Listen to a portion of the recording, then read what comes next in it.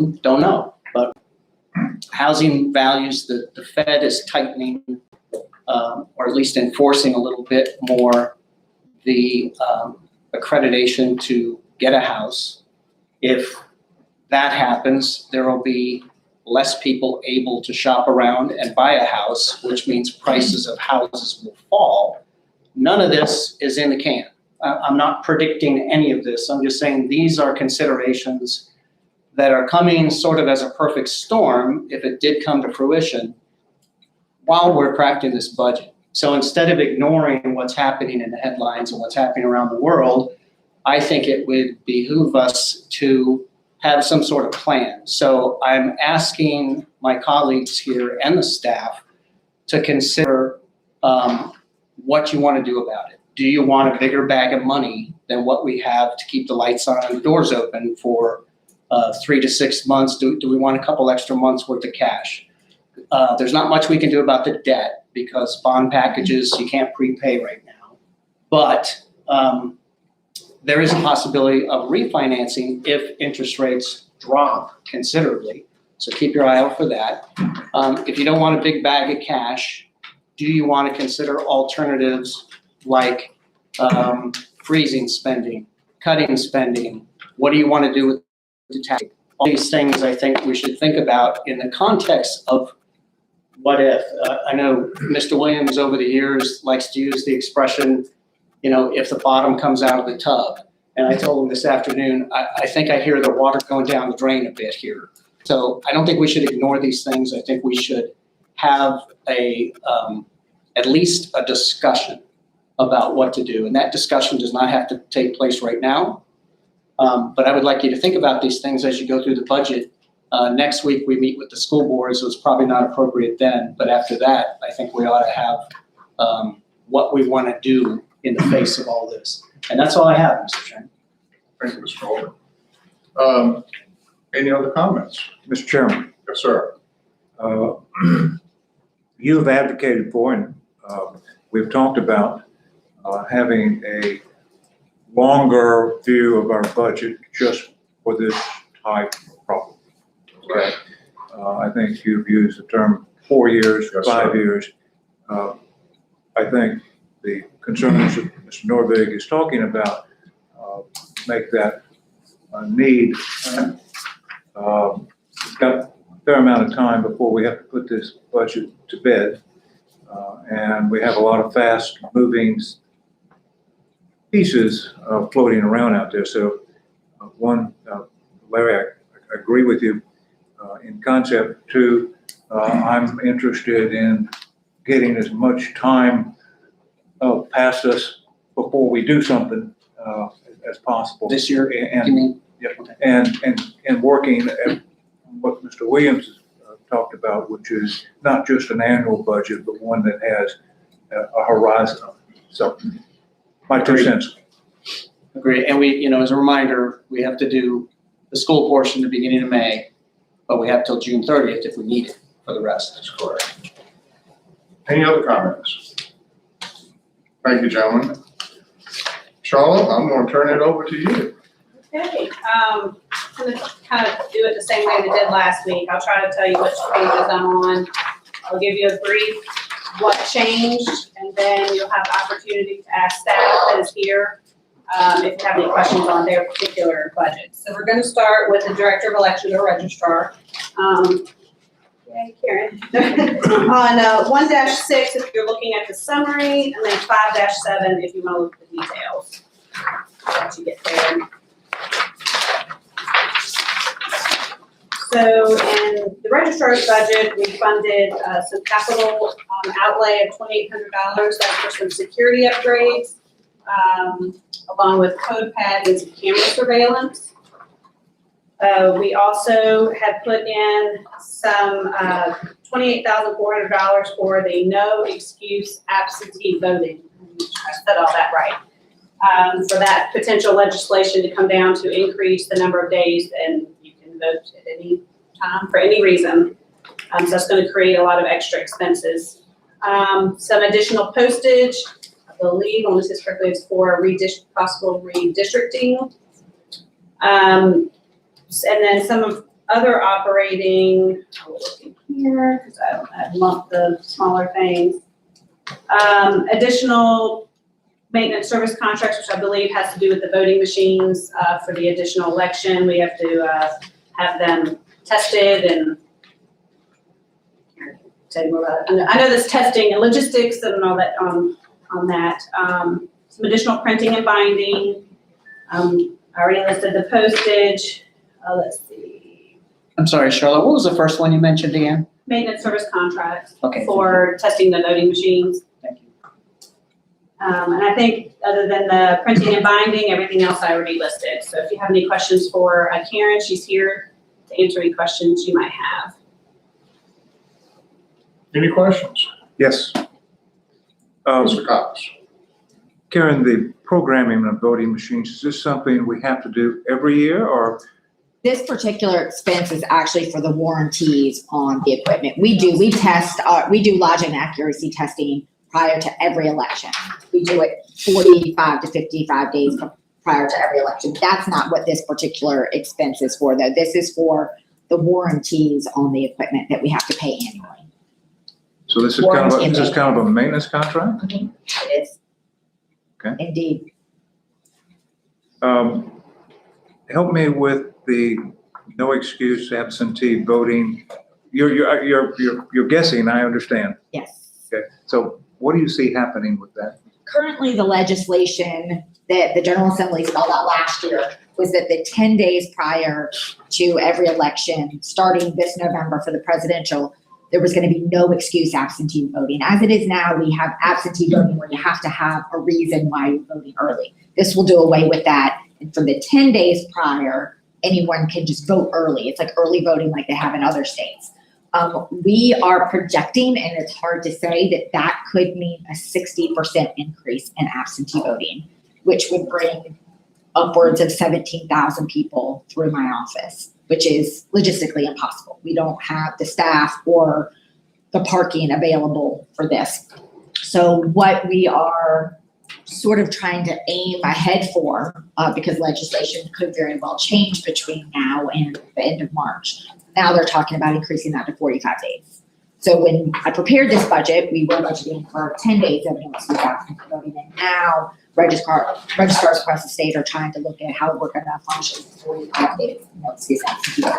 Still another hurdle. However, that's going to spread out the mass chaos for the 10 days, which I'm hoping we can handle in-house with a little extra instead of a lot of sort of segregated special. Does that make sense? So it won't be 17,000 people coming in 10 days. It'll be 17,000 people spread out over 45 days, we hope. We don't know, and we're not going to know until we get in the thick of it. And you know, we just want to be as prepared as possible. Thank you. Yeah, absolutely. Question. Yes, sir. Hey, Karen. I haven't been down to the dungeon lately, so. I missed you. Yeah, I There's know. lots of chocolate left. Oh, now, you know what? It's right downstairs. Can we get it? Yeah. Karen, other than the warranty situation you were talking about here with Mr. Cox, is everything else you're talking about basically coming down from Richmond? Yes. Unfunded mandates galore. And so when we had to change our voting machines a few years back because of the Virginia Beach incident and all that, it cost like $19,000 per machine. Yeah. They just told us we had to do it, Yeah. and we had to come up with the money. Absolutely. Is this the same? Very similar. And John and I are in conversations now because the newest ring of things that the state is throwing at us is all these security assessments. And my mind can't even wrap around the security enhancements they're asking us to make, of course, at the locality's expense. And again, that information is not in this budget because it's coming down the pipe now. And we're meeting later this week with vendors to find out what this is going to end up costing us. But yeah, the state, because it's a presidential election year, they want Virginia to be the most secure and, you know, pristine state without, you know, any hacking abilities. And all of that's getting thrown at localities. And we're fighting tooth and nail to explain that we can't do everything that they're asking us to do, and especially not before November. So it's very stressful. Thank you. And Thank we're you. obviously, yeah, I just want to be very honest. And we're, you know, all the registrars are looking at this and saying, localities can't do this, you can't throw this at us. And we're telling the State Department of Elections that the feds are giving them money, it needs to filter down to the localities where it just can't get done. So we're fighting it tooth and nail we want to be secure, but we don't want our taxpayers to have to be. Here, Mr. Chairman, I want to go on record publicly. I completely agree with you, and I back your assessment. After years of doing this now, I am really tired of Richmond handing down unfunded mandates. I don't know if the public's aware, there are hundreds of unfunded mandates, and they keep shoving this stuff on the localities, and we are the people that can afford it the least. We can't print money like the feds. I thought I saw a newspaper headline how somehow Virginia came up with extra money, and I wonder how those things, so thank you for working on that. Thank you, Mr. Norbert. Any other questions? Charlotte?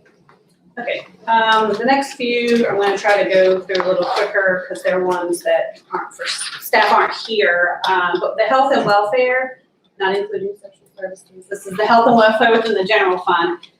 The health department on 1-5, if you're looking at the summary, 5-16, if you're in the details. So the health department submits a budget, the state health department, for what our portion of their budget would be for the services they provide our citizens. In the current year, their budget request is $17,146 above what was requested last year. And then the Community Services Board, these are all on the same detail page, the Goochland Powhatan Community Services Board. It was a request to increase their budget $20,000 from us, our share. We did not increase the Social Services Board, that's flat funded. The tax relief for the elderly, that's also flat funded. And then the Powhatan Community Action Agency, that one is one that is grant funded, so it always gets kind of the same flat funding, and then as we get the contract closer to the end of the year, the beginning of the next year, I'll bring in an amendment to the budget to increase based on the full contract amount. So that one's totally grant funded, so reimbursement basis. We only get back what we spend, and we only spend what's granted to us. So those are the main ones of the health and welfare within the general fund. Does anyone have any questions on those? Quick question on the health department. Do you know specifically, and maybe you said and I missed it, what this increase of $17,000 is for? It's actually the first page in 6-1. They just give us an outlay of their total cooperative budget, and they do lay it out by line, what their anticipated revenue is. I'm assuming I couldn't tell you what revenue that is without asking the Paulette Morris, who I speak with at the state. And then it tells you what our share is, 37.679% of their budget, and then the state share is 62%. I'm assuming the 129 is what little fees they may collect from people getting care, is what I would guess, but without asking, I don't know. Okay. But on 6-1, it doesn't show which things changed from your prior at all, right? Yes, sir. I mean, I can email her if if they were doing a salary increase or what she was. Yeah. I would like to know that, yeah. $17,000, yeah, I'd like to know. Mr. Chairman, I have another question. Please. Community Services Board, the Goochland Powhatan mix, we're going up $20,000 there. Do you know what that is for? And do you happen to know how much Goochland is adding? Usually we're the same, I believe, but I can't tell that for sure. Their request is in here as well. It's on 6-2, and she did explain, don't look at the 3,000 tops for the board. Right. But she did put some of the things in there as to why they've asked for an additional increase, but we can certainly ask, they have a new executive director, Kathy Gill, am I saying that right? Stacey Gill, almost called her Kathy. Well, it was kind of a catch-all though, from the little thing from whatever was lifted in email. I mean, It's, $20,000 is due to workforce shortage, increased demand from state and federal funders, aging buildings, public awareness campaign. I mean, they just kind of lumped a bunch of stuff in there and said it's going to cost $20,000. I would have liked to have seen a breakout of that, to be honest, because I don't know if 19,000, Isn't there one on 6-2? that's what I'm saying. No, 6.2 does not break out. The $20,000 due to increase in the, Yeah, For but the what I'm following- saying is, so is the workforce shortage $19,000 and the rest of it is, Age component. you know? gotcha. I'm wanting to know what, there's 5 things here, actually. Medicaid expansion is another one. How much goes with what? Charlie, you can get that information. Yes, that's what I was saying. Yeah, thank Remember you. what to ask. Appreciate that. Sure. $20,000, the other one's 17, you know? I mean, tens of thousands here, tens of thousands there, pretty soon we're talking about a lot of money. You don't want to do the log roll, roll everything together. Right. And see Thank you. where you have the increases and the reason behind it. Yeah, I will certainly ask them to provide that. Thank you. Sure. Okay, so we can continue with health and welfare, but we're gonna go on to social services and. Except I have one more question. Oh, sure, Sorry. sure. Yeah. Budgets are full of information and they're complicated, and so I have a lot of questions. Tax relief for the elderly. Yes. And maybe Jamie can help me out since he's sitting right there behind you too, whoever wants to pitch in, but I still get complaints, especially with assessments going up, with home values rising, et cetera.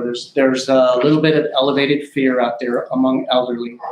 I'm talking about people who are on fixed income and will be the rest of their lives. They might be in their 80s, whatever. Their health costs are increasing, not only their insurance premiums, but actually they're having to have more health issues, pharmacy stuff, et cetera. So to a significant percentage, I would guess, of the constituents that we serve, all 5 of us, I think this is a concern. So where are we right now on tax relief for the elderly, as in what's the age cutoff and what is the income bracket roughly? I don't need to know. Okay, so age cutoff is regulated by the state, so you don't have any choice about that. 65 years old by January 1st. Okay, Or December 31st, I guess at midnight.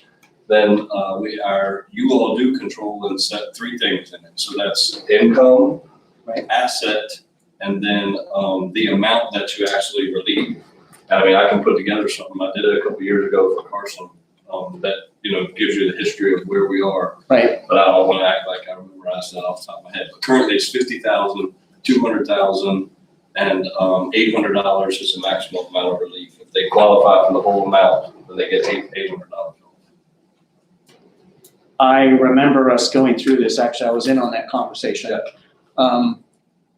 That sounds like you're pretty close. You sounded pretty confident when you just spit out those numbers. Well, I know those numbers. I'm saying the history of it, like where it's come from. I got It started, I think originally it was 35,000 I as got the income bracket, and it's been addressed, and every few years it gets brought up and talked about, and we've made adjustments, sometimes we have. If you wouldn't mind, Okay. we could work with good numbers and then we could have the discussion of, do we want to change any of the 3 things that you just mentioned? Right. Thank you. to Mr. Nordvig's point, how do we let our citizens know that this is available? Or is it just something they call and ask, or do we ever do any kind of, It's on every single tax bill that goes up. it is, okay, But it's required to be by law. okay. So that's. Jamie, have we turned down many people? Do we have many people that come in that don't qualify? No, because most of it, we talk to them on the phone before we actually make them come in and bring the documents. So I would say that actually fill out the application and get denied is a very, very small percentage. But if you want to know how many phone calls we get on it, I'd have to start keeping them all. 'Cause we get a week. It's a lot. Yeah, it's a lot. I mean, we get a lot of calls about, do I qualify? And then when we read them the parameters, they typically wouldn't come in once they know the parameters. Thank you. And some of the people I spoke with are pretty close, but they didn't quite make it. And those are the ones that maybe, And I mean, I've got a little bit of discretion if they're a little bit over on the income, but way under on the assets. Right. I mean, somebody comes in and they're $100 over, but they have no assets. I mean, I kind of red letter those and approve them. But then I have others that come in that would qualify easily on the income and they own 100 acres. Your assets blew you out of the water and you Yeah. gotta make some choice. Do you want to pass the assets on to somebody or, that is the reality of the program. and what's the trigger for us to review this? Is there any? That's Yeah, completely up to you. You can do it every year annually on the budget. Because with changing economies and inflation, et cetera, somebody on a fixed income, I think we ought to be looking at this on a regular basis. So we can discuss that down the road. Thank you. Yeah, we would change the order. I mean, you would do it through the budget cycle, but you would actually change your ordinance that has those income limits Right, or amount of relief. okay, cool. Thanks. Okay. Charlotte? Okay, so, if you go to 5-20, if you're looking at detail, and 1-7, if you're in the summary, where we have, social services fund, and we also have a comprehensive services act fund, or children's services, as it's now called, it's still called comprehensive services. So most of their changes, I would say, for social services is more in, salary, position changes, position requests. We funded, a part-time office associate, I know that's not the full term of the title. And then also, request, this would go for the CSA part-time, she's now currently a 0.7 employee, I believe, to a full-time employee. The other changes are just program-based, based on, that we funded, not necessarily what was requested. There was one additional position requested, that's a Families First Prevention Coordinator. Gosh, I don't know how to remember all this stuff. That is not funded currently, that I know they may want to speak about. And of course, they get all the same, VRS, health insurance, 2% raise.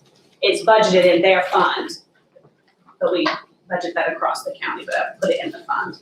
So that's the social services fund. I'm going to go ahead and hit the CSA fund, and then they can speak separately on what. So the Children's Services Fund, as we know, is one of those mandates.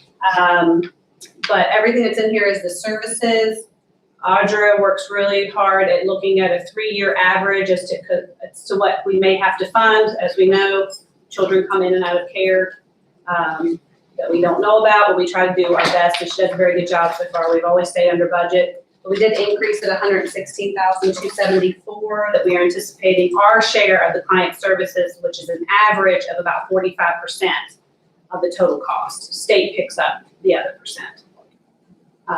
So if anybody has any questions, Sharon Michelle, Sharon Bartley, and Audra Morris are here. Reach out to them. And if they would like to present anything, we certainly can do that as well. Mr. Chairman. Please. Can you guys go into some details about some of the positions that you Sure. are requesting?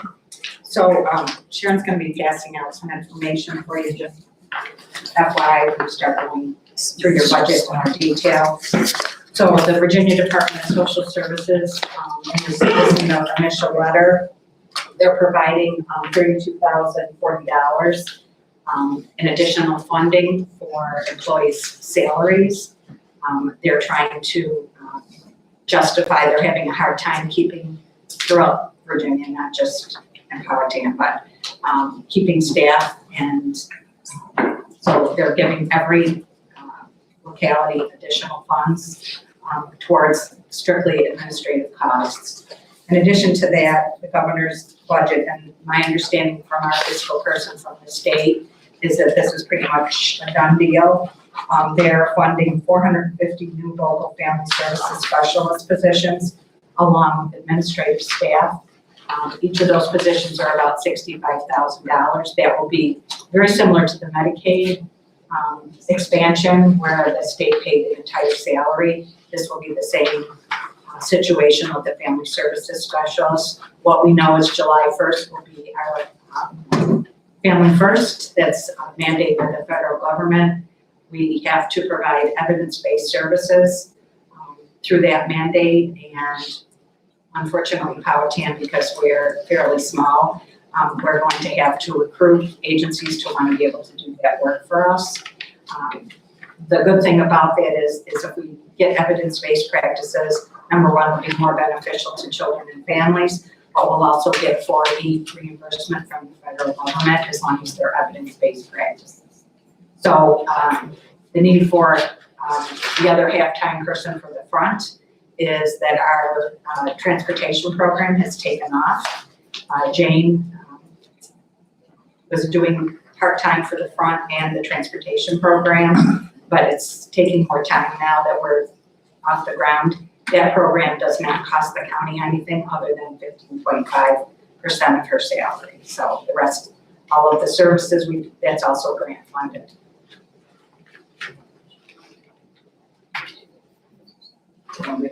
Talk about.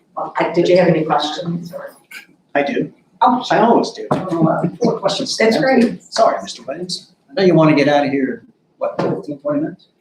Tomorrow. By midnight. Maybe I should just be quiet. No, my question is just curiosity. It's not really budget per se, evidence-based. I helped run a nonprofit and we had a grant and it was evidence-based. We had to get so many people into treatment, substance abuse. We had to save X number of lives and show that we had an input to that and some other administrative things. And if we showed that, then we got another grant the next year, which we did. So we got another $100,000 grant because we had the evidence. What kind of evidence do you have to show? How do you have to perform? And what partners that you mentioned are going to kick into that to show, yes, we deserve this grant, here's the evidence. Well, I'm just curious, what kind of evidence? So the Commonwealth of Virginia has a clearinghouse and they have specific programs in there that they will approve as evidence-based programs. So when we offer an evidence-based service to a family, it's got to be from that list, from that clearinghouse. Okay. If we're able to, right now we have maybe 1 or 2 slots available with our agencies because we don't have the numbers like a Richmond will. Yeah. So we're going to be in competition with other larger localities to get them to kind of perform those services here. But once we're able to do that, we have to draw from that clearinghouse. It has to be one of those programs that the state will fund. Then it's more or less like a paperwork trail, but we have to show that this family, the children are at imminent risk of coming into foster care, and what's keeping them out of foster care is this service that we're providing in the form of an evidence-based practice. If we do that, the federal government will provide at least 50% of the funding back to our county to be able to pay for that evidence-based service. Okay. So it's really, that evidence-based practice has already been decided by the state of Virginia. It's a small mountain to climb, but I think y'all can do it. Let us know if you need help. Thank you. Thanks. Any other questions? I have a question, Mr. Chairman. Mr. Farley? With $1 million of salaries and wages, how many people, staff are in your office? It's funded with that. 22. 22? How many are full-time? So the way the salary is broken down is, there's a 15.5% is the local share, and 85% is paid through the federal and the state government. So the local share is the 15.5. Right. Just like Jane with the transportation. That's correct. Am I right? Yes. And is that referred to, I'll divulge my ignorance, ride assist or? Yes. Is that right? Yes. Ride assist? And I know we're talking about, but we're talking to that camera and there's people listening. The ride assist program, how does that, what do we do there? I mean, we offer some assistance to elderly people who do not have transportation. And in order to get that transportation, they need to call somebody, I'm assuming, right? Yes, so that number is posted on our website. It's also in Powhatan today. Okay. And so if they call, they have to be 65 and older. They call the number, Jane will answer the call, get them set up to be, there's a little bit of a registration process for the rider. And currently, I think she's on her 18th volunteer driver. 18? Yes. Wow, that's excellent. That is. That's So excellent. we've been able to meet everybody's need that has asked for a ride. But she's, I mean, it's kind of word of mouth, but then people also know it's the word's catching on. It's growing. Yes, and Good. we're hoping to eventually not only just have this benefit our seniors, but also be able to do people who are disabled. And then also work with our children and families who may not have transportation, that need rights to mental health, to the doctor, whatever. So we're hoping that this grows exponentially over time. I'm sure it will. Thank you, Mr. Chairman. Thank you, Charlotte. Any other questions? If they don't have any questions, one of the part-time to full-time is children's services, and then the services prevention worker will be under children's services, so, but if you don't have any questions. Okay. All right, I'll move on to the library. It's on 5-17 for details and 1-6 if you're looking at summary. Most of the things that were funded and requested in her operating budget were just small things, but for trash removal, some increase in maintenance service costs, some advertising, fuel, water and sewer, some dues. The biggest thing, and this wasn't actually, I'm gonna give Whitney a break on this, the biggest thing I moved into, the law library we had pulled it out into the special grants fund and put the revenue that was coming from collecting from people who use the law library into there. It's not, the cost of it is costing more than we're getting back. So I moved it back into the general fund. And that's what, it's a access at the library. Am I saying that right? Access of the courthouse. In the library. So I moved it into her budget, even though she didn't request that. I moved it back in because it's not, the amount coming in is not supporting the service. So that's something you guys may want to talk about as to whether we want to continue, and you may ask the clerk of the circuit court her feelings on it, because it's something that's not quite in my wheelhouse. But by putting it in the grants fund and it's not supporting itself, then it creates negative, and we're going to have to transfer money over, because it used to be in the general fund. So I put it back into the general fund, and essentially if we want to keep the service, part of your taxpayer dollars will have to support that service, because the fees are not covering the cost. So the law library is at one location or two locations? Two locations. Two locations. Well, I need to hear from them. Yes, that's just why I wanted them. I didn't want to put Whitney on the spot to say she needed to talk about it, because I did put it in her budget, but because she's paying, the bill comes to her. And so, but essentially that is Whitney's budget that was proposed. I do know that she requested some positions that she may want to talk about. So also, if you have any questions for her, and she may want to speak on what she requested and was unfunded. Would you like to speak to the board? No, I think we addressed it. Okay. Any questions from the board? Yeah, the law library, what is it? If you could kind of go into some more details about that. Okay, I'll probably defer to Teresa on that, but it was set up before I came on board, where the West Law access, it's online access. And we have a kiosk at the library, and there's also one at the courthouse. I think Teresa's mandated to have it. We do not have Okay. It is online access, so if there's a change to the code, it's immediate.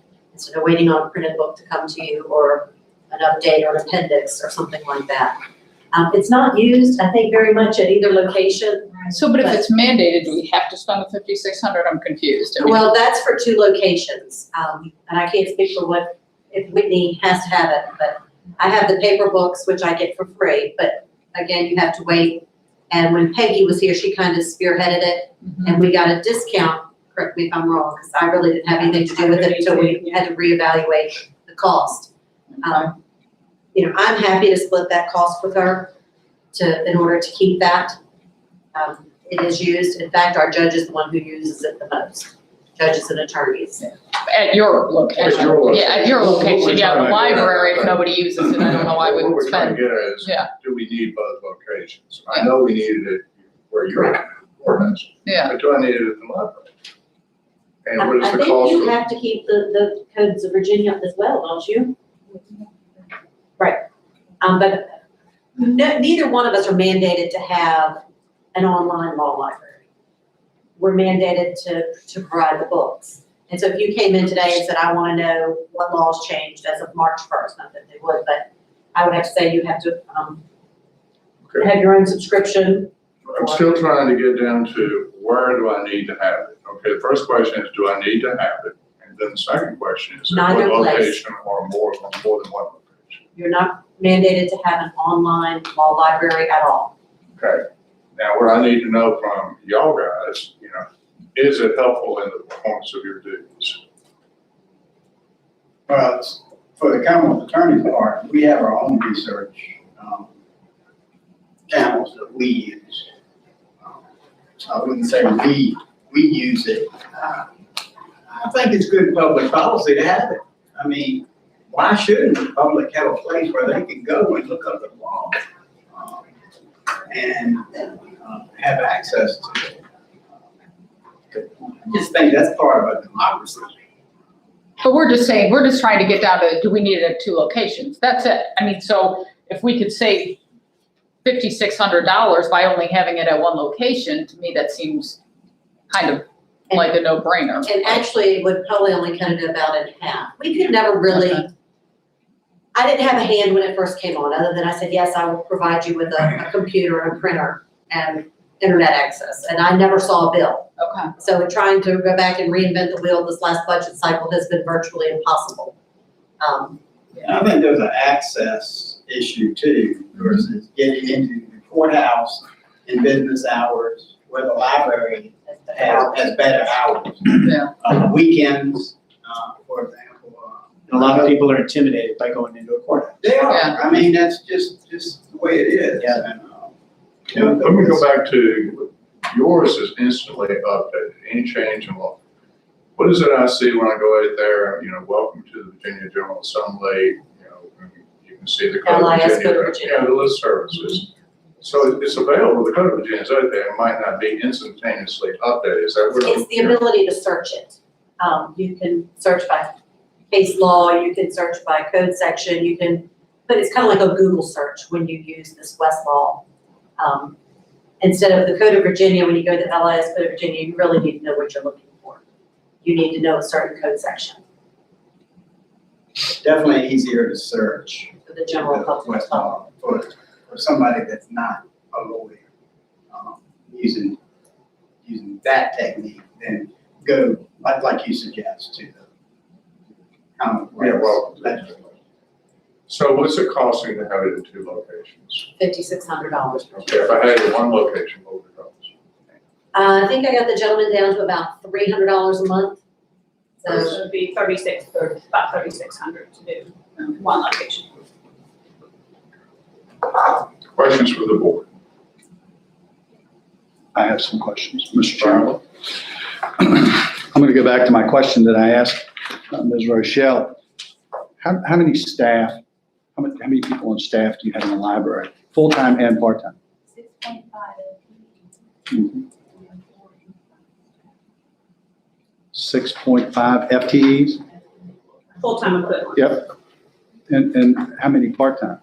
Well, we have a subgroup that has 5 hours, FTE hours.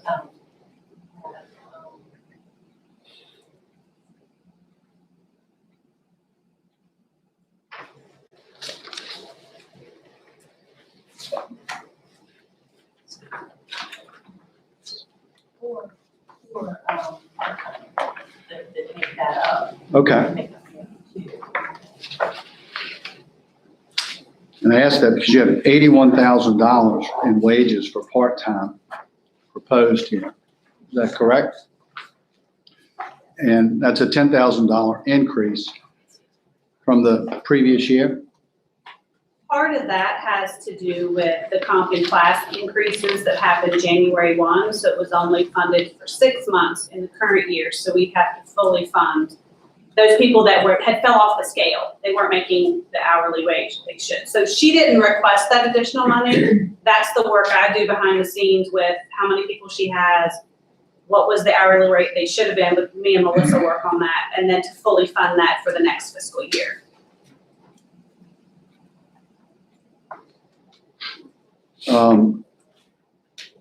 Telephone services. Telephone services increased. I mean, if I look at 2018, it was $1,697. And in 2021, it's $4,000. What type of telephone system do we have? Part of the That's part of the county.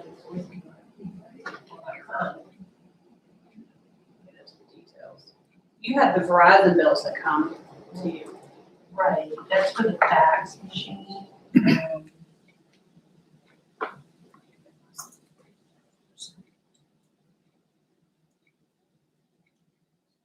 Get into my software. I think that was pretty incremental increase in that.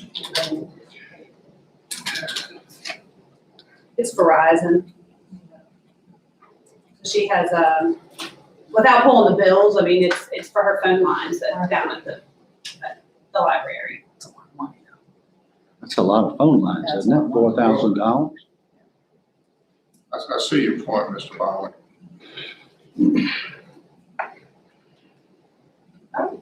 Well, it's been amended back, it's been amended. It has amended back to Amended back down to 2000. the historic level. 2004, yeah, I think it's just.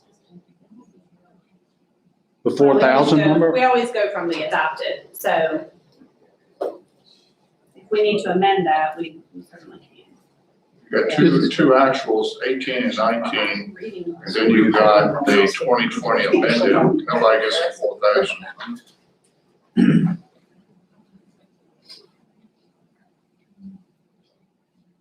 So the question is, should we revise the proposed fiscal year 2021 number?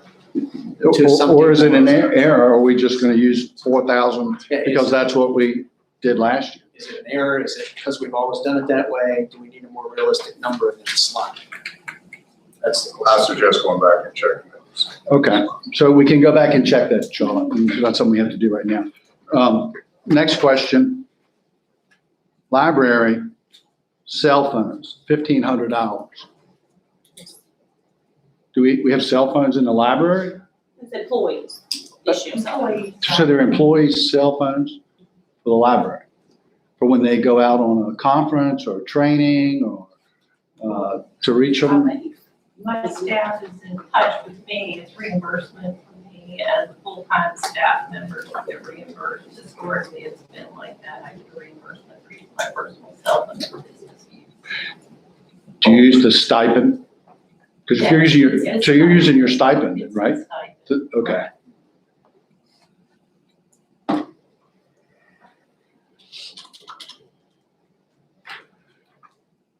How many cell phones do you guys have there? There are currently 3 of us. Activated for, it's just full-time staff who are eligible for that. Okay. Then it'll be my last question for you. I'm sorry. The computer equipment non-capitalized, $11,310.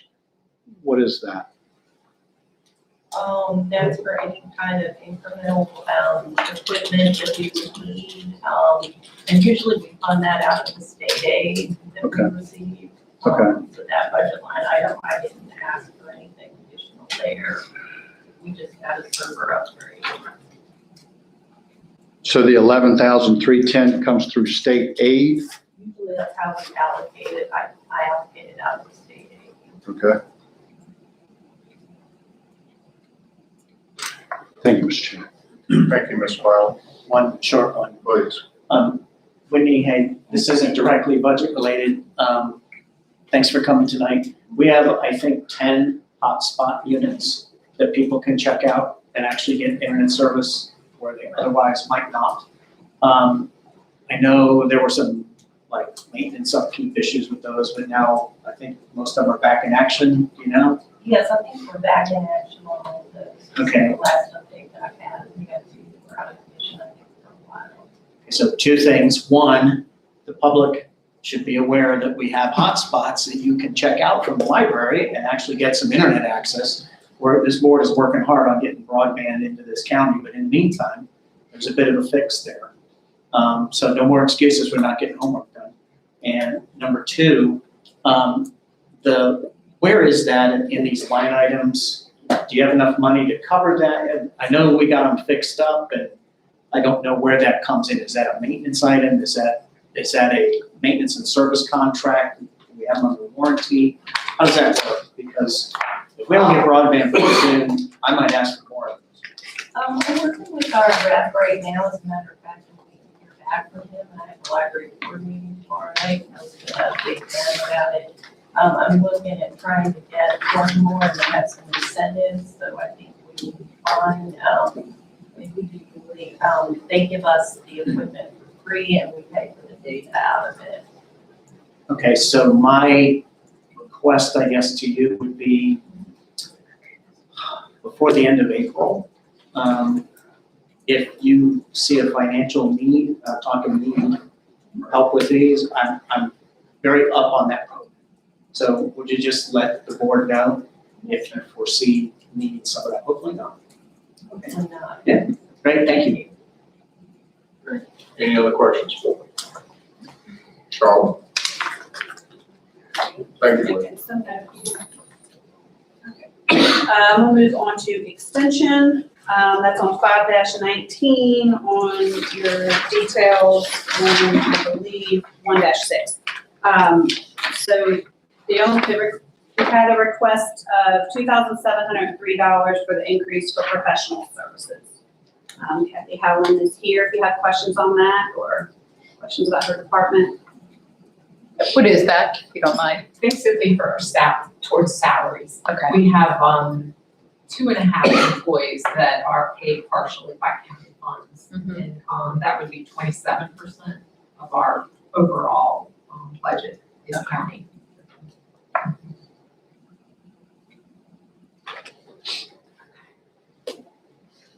Questions for Kathy? Thank you, Kathy. All right, next we're gonna do treasurer's budget. I found the pages. So, 5-5 and 1-6. The only request, and that was funded for the treasurer's office, was requested was an increase in postage. What? Increase in postage. Becky Nunley is here on the treasurer's behalf, if you have any questions. Any questions for Becky? Looks like an easy night, Becky. I'll take it. You get tired of licking stamps, this is an upgrade to the self-stick ones. No, that's just a rate increase. Carl? All right, now we're going, on the same page, 5-5 is Commissioner of Revenue. And where did I put him on? He's on on the summary pages is 1-5. His funded budget was he needed the increase to make service contracts, which was for NADA. Some increase in postage, some travel, mileage, parking tolls, conferences and training, increase in dues and association memberships, and but he did a reduction in office supply to offset some of his increases. He also does the reassessment budget for us. I'm just going to go through both of them real quick. He reduced the reassessment budget because it's an off year, so it'd be less costs to the contractor during the off year. And Jamie Timberlake is here if you have any questions.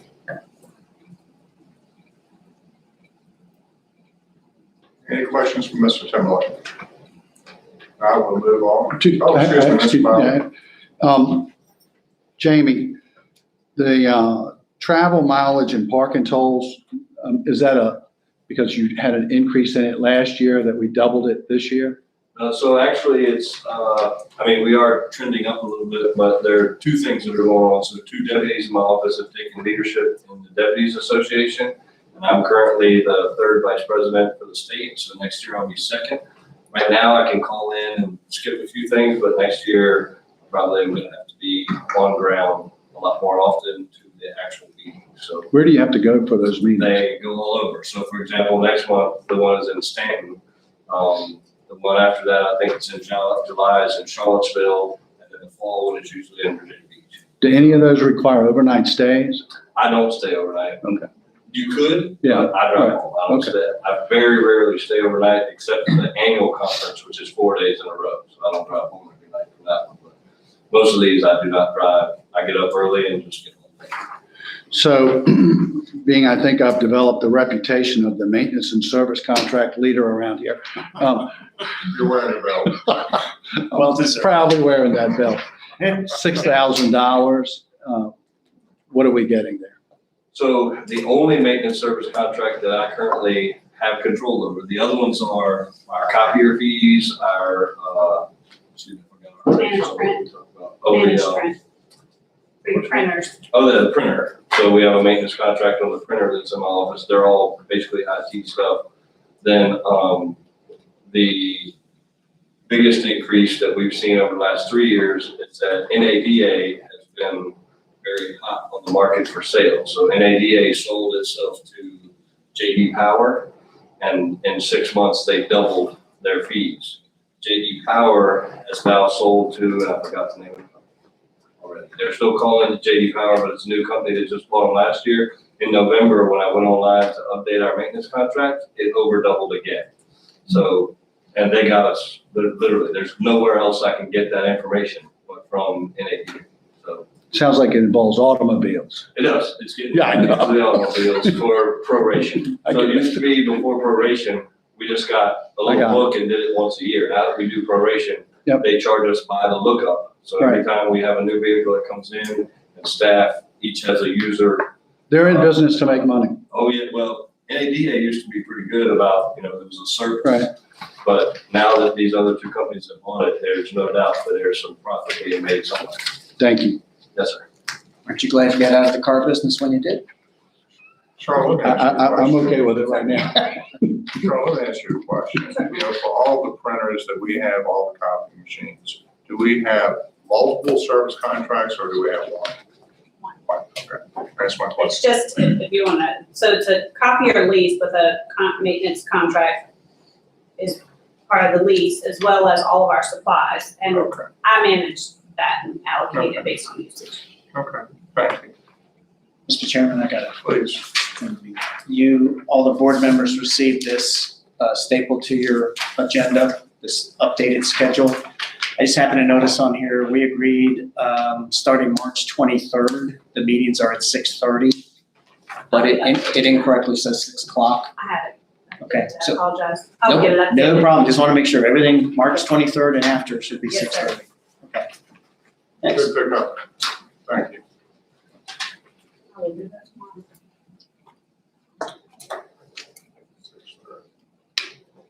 Are we ready to Please. move on? Okay, I think we're gonna move on to judicial. Public safety people sweat it a little bit more. So let's see, actually, I'm just going in order. Pages you'll start on, so circuit court starts on 5-9, is where we're gonna start, but I'll hit circuit court and clerk of the circuit court as she kind of manages those budgets. So in the circuit court, I guess that's 5-9, is anyone using the summary? 5-10, Starts on 5. not the summary, I'm using detail. Detail. Okay, so 5-10, the only thing that we increased or that was increased in the judge's budget was for telephone services. And then the clerk of the circuit court, we funded, increase in her maintenance service contract, which relates to her copiers. And then some additional travel and education for training. Teresa Dobbins is here if you have any questions on what was funded, as well as there were some, I want to say, in the budget, there were some things she requested. We did also fund some certification pay. She's got a couple of employees who are working on their master certifications that they will complete this fiscal year, so they'll get their increase in their salary for that. And then she requested some increase for her chief deputy, but I'll let her speak on that if she'd like. That was not funded. Let me ask you a quick question. When we get our certifications, if we get it during the year, do we put money in the budget for them in expectation that they're gonna be getting it? Only if it's within a reasonable certification that they're gonna get it. There were some that were requested that they said it was maybe a 60% chance, or no, 40% chance they get it. We kind of had to figure out But you what we put it in could the find. budget, and then if they get it, then it's awarded at that Correct. time on a prorated basis. Yes. Thank you. Anyone have any questions? Teresa, is there anything you'd like to share with us? Yes, actually, for the past 4 years, I've asked for reclassification of my chief deputy clerk. She is currently the lowest paid second in command in the county, and she only makes about 42% of my salary. I have a spreadsheet here that I'm happy to share with you. We asked for the whole pie and hoped so we would at least get a small slice of it. Renee's salary is 42% of my salary. So if you do the average, I did the sheriff, the treasurer, commissioner of revenue, Commonwealth's attorney, we do all of them. And so her pay grade in the comp board actually begins at 61. She's a CDC 3, Chief Deputy Clerk 3. So she's working above her pay grade. These are her job duties, all 800 of them. She is me. If I'm out of the office, she is me. She acts as the clerk of court. So to pay somebody such a small fee, I think is a disservice to her. And I can't say, well, she could go to Chesterfield and make more, because that's, that's the reality of it. And I know that we can't compare ourselves to Chesterfield. But when we first had the comp and class study done, I appealed my classification and it was denied. I've twice asked for a reclassification and was denied. For the past 4 years, asked for additional funds for this position, and all 4 times have been denied. I think it is a benefit. I also have a spreadsheet. I'm happy to leave these all with you, ladies and gentlemen.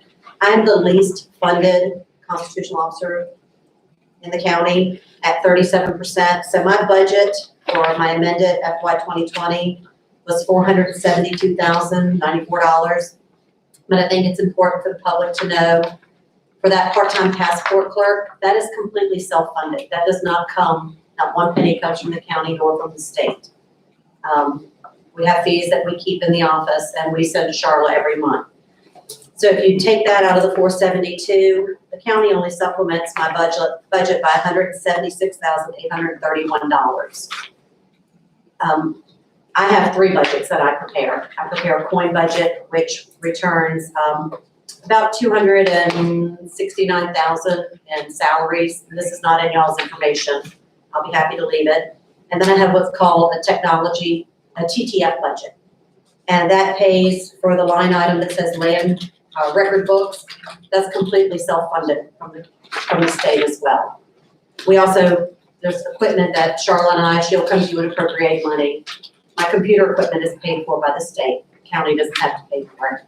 So all in all, we don't ask for a whole lot. And I think Mr. Cox could certainly speak to how well my office performs. In fact, I sent it to Brett today, knowing he's on vacation, but I got a thank you note last week from a constituent, a citizen, about Ms. Foley and the service that she gives. So I'm happy to answer any questions about the comp board, about COIN, about TTF. And I understand that everybody asks for a small slice of the pie. And I know you can't give everybody a slice. I'd like just maybe a little cherry on top of that pie. That's all I'm asking for. Something instead of, I've been the clerk for 6 years. And for 6 years, I've asked for this. And for 6 years, my staff has been told, you're not on par with the other staff in this locality. And I think Ms. Carmack's been in. I know Mr. Williams has been in. I think all of you have been in. I think you see what a great office I have, what great staff. And I have 5, that counts me, and 2 part-time folks.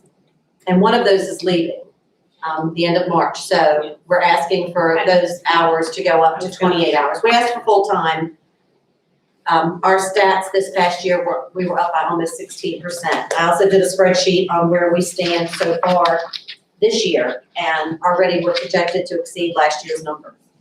I did a little bit of count, Mr. Cox might be interested, and how often we were in the courtroom this year, if I can find it. It was up astronomically. Just to have a hearing, we were in hearings held, and we go by calendar year for the state, it was 410. Already in calendar year 2020, we're at 107. So if we keep on that trend, we'll have 535 hearings in this year. Now, that's also, in calendar year 19, we only had 96 court dates. So that's a lot of work in a day. My staff does it very well. I'm happy to answer any questions. I'm happy to leave all of this information. I just hope that maybe you would consider, maybe that little bit of cherry on top of this Holy for my chief deputy clerk. Translate the little bit of cherry into dollars for me. Yeah. Well, I absolutely have a spreadsheet on that, Mr. Cox. So the lowest, the next, Ms. Holy makes 42.6% of my salary. So if the next lowest is 48%, so if we just brought her to the next lowest person, that would be an increase of $6,918.70. Now, Charlotte would be the one who would tell you how that related. Well, on the other hand, Teresa, if we cut your salary 25%, we could lessen that gap. Good. I'm kidding. And Ms. Holy, all of my staff, all of my full-time, including myself, are all master clerks as of August of this coming year. Ms. Holy is on certified court manager track. I was the first clerk in the state of Virginia, certified court manager. I know for myself, Teresa, I'm gonna be asking Charla and our HR staff to take a look at your proposal, because I'm not an HR person, to get a better understanding of why we have, the discrepancy that you shared with us tonight. And I'm glad you're here, because I've got to come see you. I lost my wallet. I've got to get my concealed carry back in place. I got it right here. Can we get my 25% out of it? How much for the wallet? We have a copy of it, so please come and see us. And our concealed carries, last year, we did 990 concealed carries. As of today, we're at 354. And we're only almost 19% of the calendar year is done. I wonder why. I can imagine. Well, we always enjoy getting letters commending your staff for the service they provide. I hadn't shared those in the past, but every time I get one now, I share them. Thank you. We appreciate what you do. And I'll leave this with you. And if you have any questions today or anytime, I got one more, Mr. Please. Chairman. absolutely. Just real quick, Teresa. I'll give this to Ramona. Excuse the problem. It's okay. And, It's okay. that means you probably got 2 votes, because I'm renewing my passports for my Yeah. family as we And speak. those are up so- too. Yeah, so, you got us. Training, this is what triggered it. I'm not doubting you, but, you just said that everybody's a master clerk, and yet training costs doubled. So I'm wondering, what training do we need now? So now that they're all certified, they have to annually renew that certification. Gotcha. That's true for anyone. So, Okay. yeah. And we're finding that it's more expensive, and we're trying to give them a per diem, and It just hit my head like, well, they're all trained now, so what are we doing more they're all training? trained and they have to maintain it. Okay, That's it. got it. I have a question. And hopefully we will come under budget for that. I don't want to take from that, because as somebody suggested, we'll take from this and put to that. I hope we will come under budget with that, because we try to use the free training through the OES, the Supreme Court of Virginia. I'm the only clerk in the Commonwealth of Virginia that's certified to teach all 6 of the career development classes. So when we go, they bump with me. So that saves a lot of the costs. But Okay. you never know. So I'd rather have it, not need it, than not have it and need it. Yes, Mr. Pine. Teresa, you have $3,600 here for copier lease. Why isn't that under maintenance and service contracts? I'd have to defer that, because that's through the county.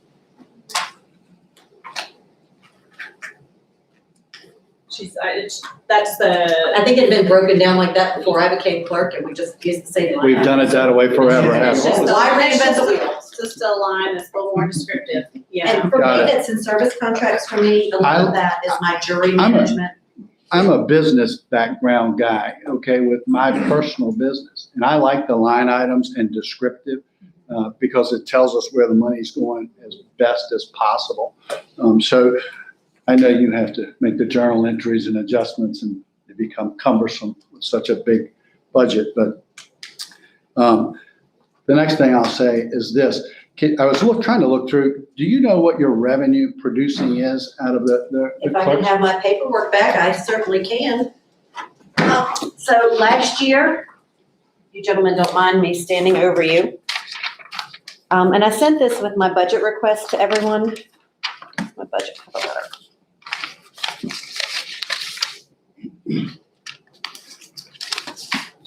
So, and again, the state is calendar year. In calendar year 2019, local revenues and taxes collected were $810,782.43.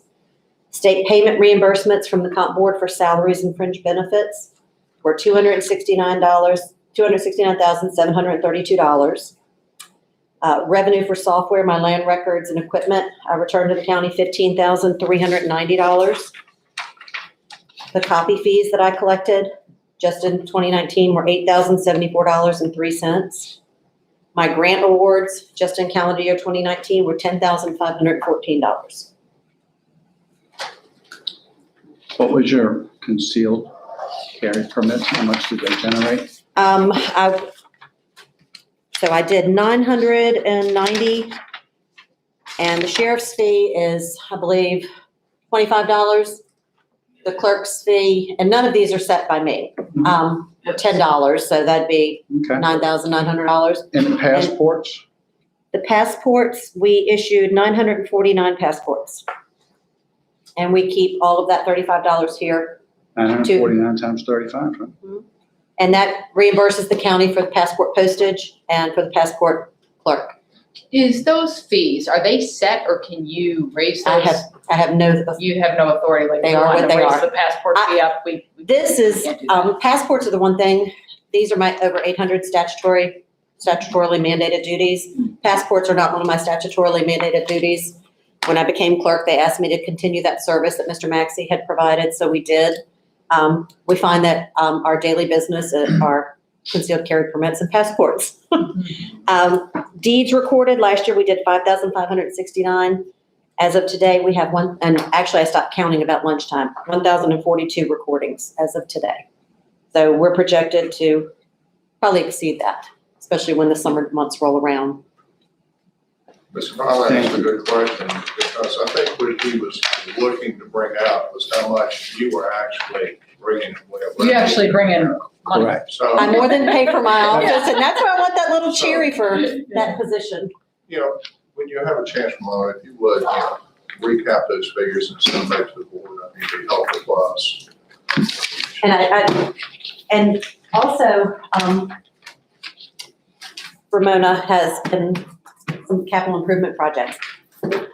It's not a secret to anybody in the state, but I have a little bit of non-reverting funds that I keep in the office, and I use those for some training things. I use that, we've asked for desks for the last 4 years, and we actually went and got free desks from Beaumont. Thank you, Jamie Timberlake, for delivering them, and my grandsons for toting them in. But we look for ways to save the taxpayers money. We have old desks that one of our clerks will take home, and they cut them down and glue them back together. And you saw, we showed you. And I apply for every grant coming and going. I do try to be fiscally responsible. I'll tell you, Teresa, I noticed when you first started talking, I don't remember what it was you were negotiating on. It was something in here that you said you would work the price down. Maybe it was those law books, the law library. So I, for one, am very appreciative of you taking it upon yourself to try and save the taxpayers as much money as you can. I appreciate that very much. Good, and I try to do that anytime I can. And those non-reverting funds, it's not like I know that I'm getting $10,000. Yep. They just are whatever happens to be generated. Good job. Thank you. Thank you. We'll move on to Commonwealth's Attorney, it's on 5-10, which goes over to 5-11. His total budget increase requested was $710. He reduced his maintenance service contract, increased his cell phone request for the cell phone stipend, some increase in dues and memberships, and books and subscriptions. And he requested a change, he had an unfunded request for, an increase for his assistant Commonwealth's attorney. So, Mr. Cox is here if you have any questions for him, or if he would like to speak on behalf of his request. You betcha. I'm gonna come up here because that hard chair is just wore my butt out. So I'm going to get up in the soft chair. I'm an old guy, I'm allowed. First, any questions on my whopping $710? Just outrageous. Well, I'm a big spender. People with the name Cox like to spend a lot of money. Particularly the old ones. The older, yeah, exactly. That's pretty much self-explanatory. I'm lucky to have Charla help me through my budget process. And basically, we just looked where I might have fell short the year before, and 710 was the number we needed to adjust, and we did so. The unfunded part was the funding I'm asking for Ms. Gretchen Brown, who is one of my assistant Commonwealth's attorney. Just to do, my office is 4 people. All 4 are comp board funded. So all 4 get some comp board money fully. And the county supplements all 4 of us also. When this budget was in process, it came, but after I put it together, it came to light that the first-time offender program, which is out of the Juvenile and Domestic Relations Court, and hopefully you all got an email from Brett concerning that particular program. He let me know that he had sent everyone an email. That got booted out of social services because they weren't allowed to have Brad in their office. So he was looking for a place to land. And the first time, quiet over there, the first, I can say Gretchen is the perfect fit because she's my juvenile domestic relations prosecutor. And so she's already involved with that program. However, she agreed to become the supervisor, which is a huge role compared to where she was at, with just basically referring young juveniles to that program and getting reports back. So the not funded part is an adjustment in her pay to become supervisor of the first time offender program. And I think you'd feel more comfortable if you knew that in the structure of my office, getting Gretchen this adjustment in pay will still just put her right at I think when we figured it, we tried to figure it so she would be at the midpoint in our comping class plan. So it's not like she's going to be paid way above the pay grades of everyone else. I want to tell you a little bit about this program and tell you what happens if it doesn't. The program's going to survive. It's through the Juvenile Domestic Relations Court, and it's designed to treat and educate juvenile offenders. And it kind of tells you what it is, first-time offender. So these are kids that got in trouble, they're coming into this program, and we're hoping to put them on the right track. It includes community service, there's educational classes, there's groups. All these classes and groups are designed to educate the juvenile, to help him understand the consequences of his act, and help him to make better choices in the future. The first-time offender program can be 6 months, 12 months, or if it's a particular pain in our butt, they might stay in there until they're 18 years of age. most of the time, it's a 6-month program. Brad Luxford, who some of y'all may know, Brad's very, very dedicated to this program. I'll give you a little bit of history. He is the instructor, so he would be the person that Gretchen is actually supervising. Brad is totally invested in this program. He's the one that conducts the classes. They don't make it easy for these juveniles. These classes are conducted on Saturdays, so it's not like we're making their life easy. There has to be consequences, and at the same time you want to learn, you don't treat a juvenile like you treat a adult offender. I mean, rehabilitation is the #1 thing when it comes to juveniles. You don't want them reoffending. These classes, there's videos, as I said, there's groups. We can even do drug screening in these classes. I'll tell you, maybe the most telling part of this program is that when Brad came in, Brad Luxford had no instruction on where to go with it. It was kind of wide open. The program, I wouldn't say was in disarray because it was still doing some good things.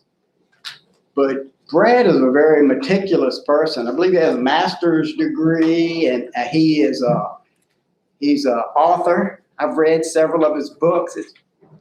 His history was a game warden, then a police officer. They're pretty good books if you ever look him up. And he's truly invested in this program. Well, he put together a program, and I don't have copies for everybody, but it explains in his program the process, and he teaches certain values every week.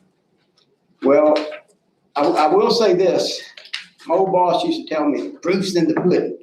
Well, for 2 years, Brad has been doing this, and the recidivism rate in 2 years has been 0%. It doesn't get any better than that. That talks about how good this program has performed. So kudos to Brad on that part of it. Gretchen would be responsible for supervising Brad. She would also participate in the program. She does it already anyhow on a weekly basis. I can tell you the failure to sustain this program would be catastrophic for kids that have made a mistake and need a little guidance. You know what kind of kids a vast majority of these is they just need a little guidance to get them on the right track. There was a suggestion made at the meeting when they were talking about this program. Well, we can do away with our first-time offender program as we have it, and we can just bring the kids in and show them videos. Well, let me tell you something. I'm the Commonwealth attorney, and that ain't happening. Because not one person that we bring through our court system, we're going to say, okay, you just go sit in a room and watch videos. That's my call, and that ain't happening. We're going to keep this first-time offender program. It's working. As I said, the recidivism rate, 0%. So we're going to make sure that it continues. Gretchen, I don't know how to describe her. Pit bull on steroids, maybe, is Gretchen. She's a hard-nosed prosecutor that digs her heels in, and whatever task she takes, she's going to do it 100%. That's my pitch on funding that particular program. Excuse me real quick. Is it the program we're funding, No, or is it the girl? It's the girl. Okay. The program's going to stay. And I'll tell you straight up. Okay, so we're funding Correct. her to support the program. But it is kind of additional work for her that came from a separate place. Okay. Dickie, who was supervising it before? Social services was supervising before. I don't know who the particular. It was Sharon Rochelle. Before that was Kathy Pemberton. Um, Actually, I take that back. Kathy Pemberton and Audra Morris in the Children's Services Act actually was supervising Brad. and the state come and said, you guys can't do this anymore. Right. Well, and it goes all the way back to the previous Lucky Hill, the state, DCJS said, we can't manage him anymore. So he was homeless to say, he didn't have an office. So social services took him, but yes, the state social services said, you guys can't be supervising Right. juvenile court services. And, you know, Take that around. that kind of speaks to that. So it is for Gretchen, it's not for the program. Let me tell you what Gretchen said when I went to her with this. I said, Gretchen, you know, are you interested in supervising this? Absolutely, I'll do it. She'll be 100% invested in it. I said, well, I'm gonna go to the board and I'm gonna ask, you know, to bump you up to get more money. And she said, well, you know, if they don't give me the money, I'm gonna do it anyhow. How much is the money? Well, that's all we need to know. $8,000. Darn it, I meant to not say that when Larry went around. It's $8,000 was the Right. offer. It's And- one and- dash four. And again, I didn't just pull that out of the air, took where she was now in her salary range. She's been practicing law almost 20 years. And she's well below the midpoint from the counting class plan. So that's where I came to that. I want to talk about a couple other items. First, I want to say, Teresa, I couldn't say enough about the clerk's office and how we work together to get things done in that courthouse. And I didn't realize we were working so hard, but yeah, I might put a raise in there for in there too. What a great job Renee does as deputy clerk. She really does. And I certainly support her. I want to talk about a couple other things that have happened this year. Larry probably knows a little bit about it, but Brad and I and the district court judge went to Chesterfield County and sat in on the HART program. And that's the program that deals with addicts. Opioids is the big thing, but they cover everything there. Great program. Our judge loved it.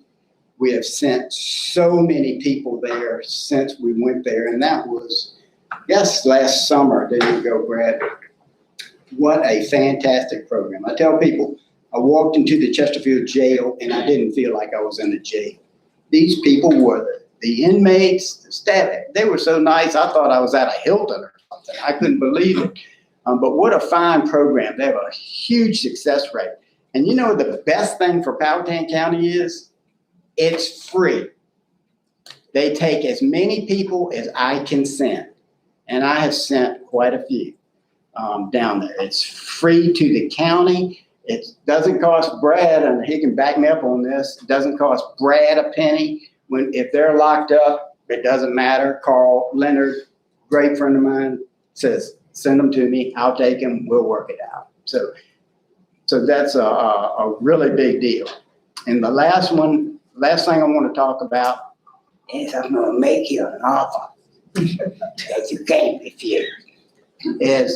And you might not have heard about this. Last year, there was a mandate by the General Assembly, and it was this, that if any jurisdiction uses body-worn cameras, then the locality is responsible to fund a full-time position starting at assistant Commonwealth attorney level pay. Now, we haven't dived in both feet with our body-worn cameras, but we do have a few. So I could twist your arm if I wanted to and get me another Commonwealth attorney. But obviously, I'm not going to do that. And recently, I presented to Brett an agreement, which I'm sure he'll be talking. I just gave it to him the last few days, which says the Commonwealth Attorney's Office is not asking for any further funding as a result of body-worn cameras. We only have 3 in use at this time. In the future, you know, if it was 43, I can tell you right now, I'd be coming to you saying, hey, you're going to do this. But right now we're handling it. And I want you to consider that also when you make your final decision as to this salary increase, because Gretchen participates in that part also. And one of the portions of that legislation was you can negotiate with your locality as to pay based on the number you have versus getting a whole attorney out of the deal. as I said, it's 3. The difficult part is having people understand the work that goes into one stupid body worn camera. Because the attorney, the Commonwealth's attorney, has to review the whole segment, determine what's pertinent, what goes to the defense attorney, what doesn't, what do we not give to them, make a copy of it and send it to, so imagine a DUI arrest takes an hour. It's a pain. It's a royal pain. But I'm not complaining. It's law. It's what we do. But again, I'm not asking for any funding on that end. So that being said, that's my 2 cents. Or $8,000.02, whatever it is. Any questions for Mr. Cox? Naturally, I do. Thanks for coming, Dickie. That was a good presentation. Thank you. First, I want to kind of reiterate and support what you said about Brad Luxford and Renee, because Brad Luxford was the chair of RSAC right before me. So we did the turnover thing. He did a fine job. He's very dedicated. We've done drug take-back days, standing together in the courthouse, grabbing hefty bags full of old medicine and stuff. So he's very dedicated to this community, and I completely agree with your assessment there. Renee, ditto. She's in RSAC too, and I haven't been able to go recently, in recent months, because of a lot of family situations with illnesses and that kind of thing. But over about a 3-year period, I've seen them both be involved, and Renee has all the confidence I can give her. So I completely agree with that. The heart program, ditto. Had lunch with Carl Leonard. He gave me the manual of how they run that program and how they dovetail Powhatan in. So good stuff there. Question on the body cameras. And since Brad's here, should we anticipate body cameras growing and therefore somebody added to the Commonwealth Attorney staff? Should we anticipate that? And if so, how many years out are we talking, or not? And Brad, do you want them? We're growing the body worn camera at a slow rate. It may eventually become mandated by the state. I'm honestly surprised it wasn't in some of the legislation this year. But we're not, the body cameras are expensive, not the camera themselves. Yep. I mean, they'll practically give it to us. But what is expensive is the storage, and quite honestly, the time that Dickie's staff has to spend on it. He, in my opinion, underplayed the time that they have to spend on it, because DUIs are generally going to be anywhere from an hour to make the arrest, but there's going to be 3 hours of footage involved there that they're going to have to view, and probably 20 different decisions they're going to have to make on that 3 hours. So I'm not rushing into body cameras. It's not a high priority item for my staff. I hire men and women that I trust, and I don't feel I need a video to prove their veracity. So I'm not a huge fan of them. But the trend is our younger generation doesn't believe in anything unless they see it and hear it. So eventually we will be moving into some of it. Any time frame? Time frame over the next 2-3 years, we'll be adding some additional cameras, but I won't be putting one on every unit out there anytime soon. Okay. Good. Yeah, I don't anticipate any staff changes for 2 or 3 years, minimum, and hopefully longer than that. Well, we're here for 4 minimum, and hopefully longer than that. And from the clerk's standpoint, there's been a lot of talk about body worn cameras and the time that it's taking the prosecutors, the sheriff's department, and the court. So it's bogging down a lot of the systems. Dickie, do you have to review all arrest footage, like, and then the video is rolling? Do you have to review every minute? Every second of it. Okay. And the crazy thing about it is, let's say if Brad stops a guy and here comes Jeff behind him and there's another guy behind him, all 3 of them have cameras, guess what? Right. We gotta watch all 3. It's craziness, but it is what it is, and we're mandated to do that. That was from Mr. Davenport in Chesterfield. Sound right? can either confirm or deny. Yeah. No comment? Mr. Davenport is living the good life on the Rappahannock River right now. I know that for a fact. Any more questions, Mr. Cox? Thank y'all, I Thank appreciate it. you, Vicki. Thank you, Vicki.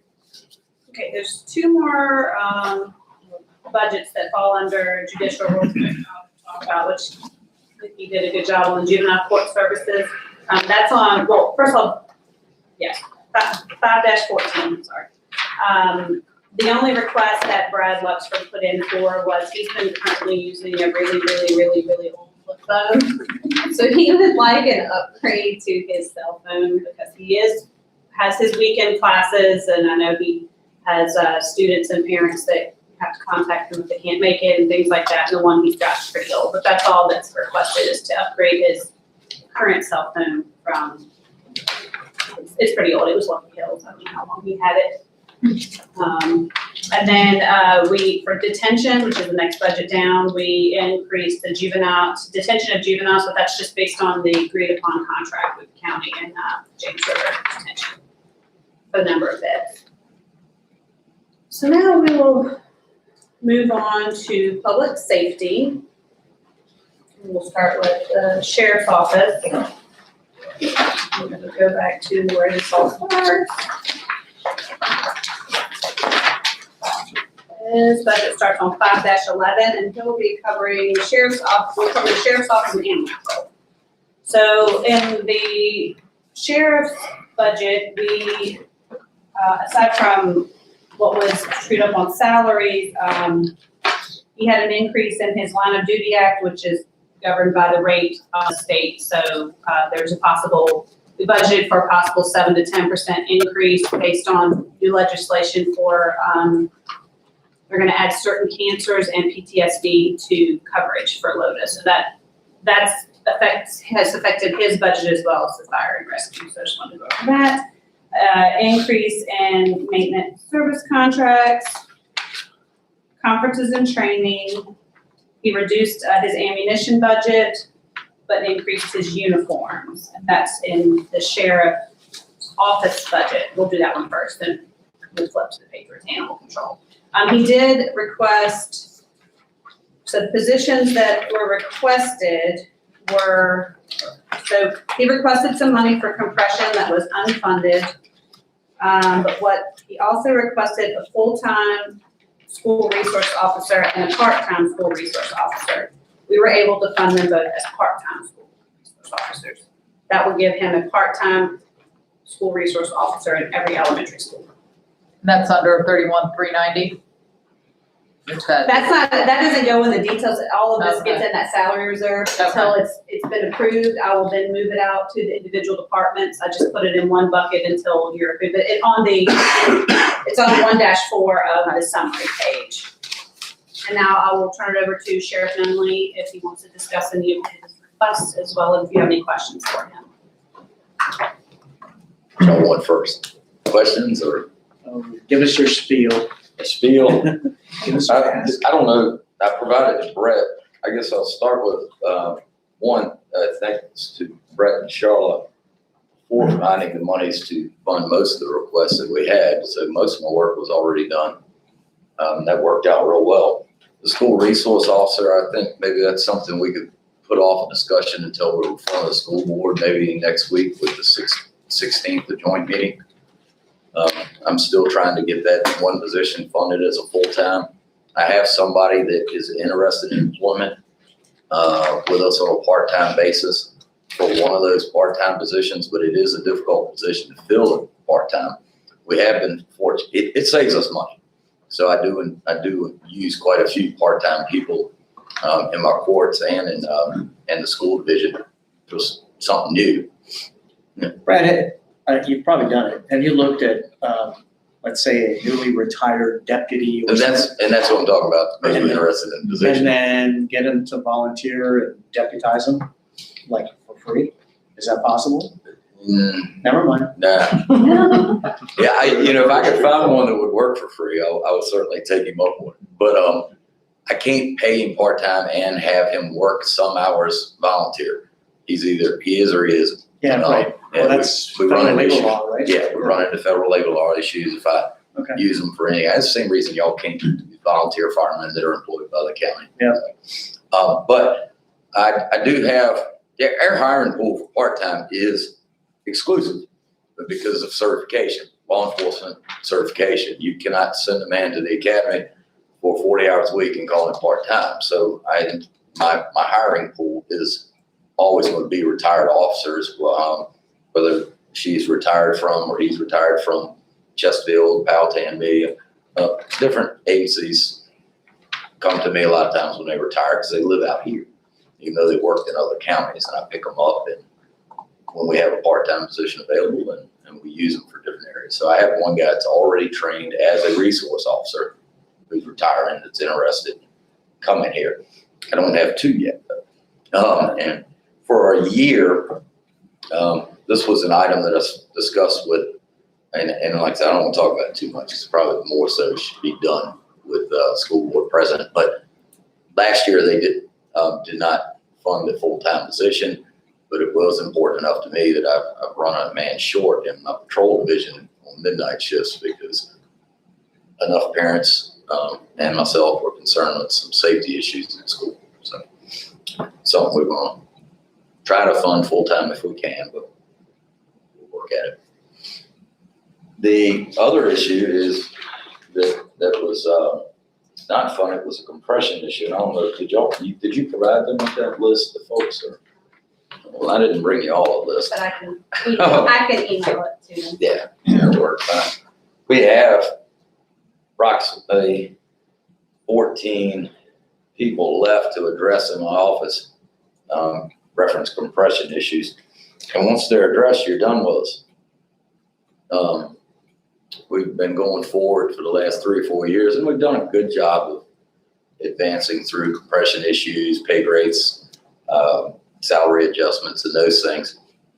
But what I am at is a $27,500 cost to the county that would address 14 subjects, most of who are under the midpoint, some of which I have one lady that's been here 32 years who is not yet at her max.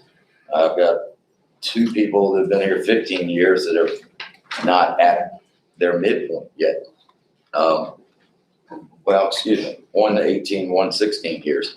So these are some of the issues I was trying to address with that compression. As we move forward with raises or as we move forward with pay grade studies, these people are still getting left behind. And we've done a good job, like I said, but we've got 14 left. Now 14 folks left, and it finishes off my office with compression issues, and then we won't ever have to have this discussion again. Charlotte, do we have compression issues in other departments still? Yes, I believe we do. So, We have a lot of people that I think in the last compression or last comp class that we tried to do last year just got them back on the scale, but then every time we raise and move the scale, then they're still at the bottom. They're not really moving up the scale based on the number of years, but And I understand, talking with 2 of our former county administrators, that the general policy has been, if we can't do for everybody, we aren't going to be able to do it. Well, we can't use that as an excuse all the time. Can't do for everybody shouldn't mean the same thing as doing for nobody. So sooner or later, we'll have to make some choices. I don't care what office you start with, but you need to start somewhere. You may not be able to fund it every year for every office, but we're going to have to get some priorities straight with, do we continue to have people that work here in spite of their salary, or do we stop saying that? well, where I was headed, Brad, was to your point. Yeah. What is the plan? Yes. What is the plan? We've had the pay and comp study. We never fully funded that. Nothing will happen. We're almost there. We only funded it at a small percentage. So what I'm looking for, Charlotte, Ramona, is what is the plan going forward? Okay? Because I don't want to do this, where we have to selectively pick and choose which office or which department we're going to try to address. But if that's the methodology going forward, I want a plan. And I wanna see how it's gonna work over what period of time and how we're gonna get compression fixed across all departments. My 2 cents. Can you explain that to me really quick? How they lag behind? Well, as we- My ignorance in this. No, it was, and David and Larry both, we worked together, all of us, to do new pay grades, and it was something that started with 5 years ago. 5 years ago. And we knew that the county couldn't afford to do it all at one time. You know, it's just realistic, we can't. And we did teachers 5 years ago, too, Right. compression. Right. And we pick the pay grade. So Well, the basically, company picked the pay grade for us. well, like the teachers is a good example. Instead of having a pay scale that was an ever increasing line like this, Okay. you know, that's a normal pay scale. It looked like the Big Dipper. I mean, it had a big scoop in kind of in the mid-range, like he's talking about. Starting salary was okay.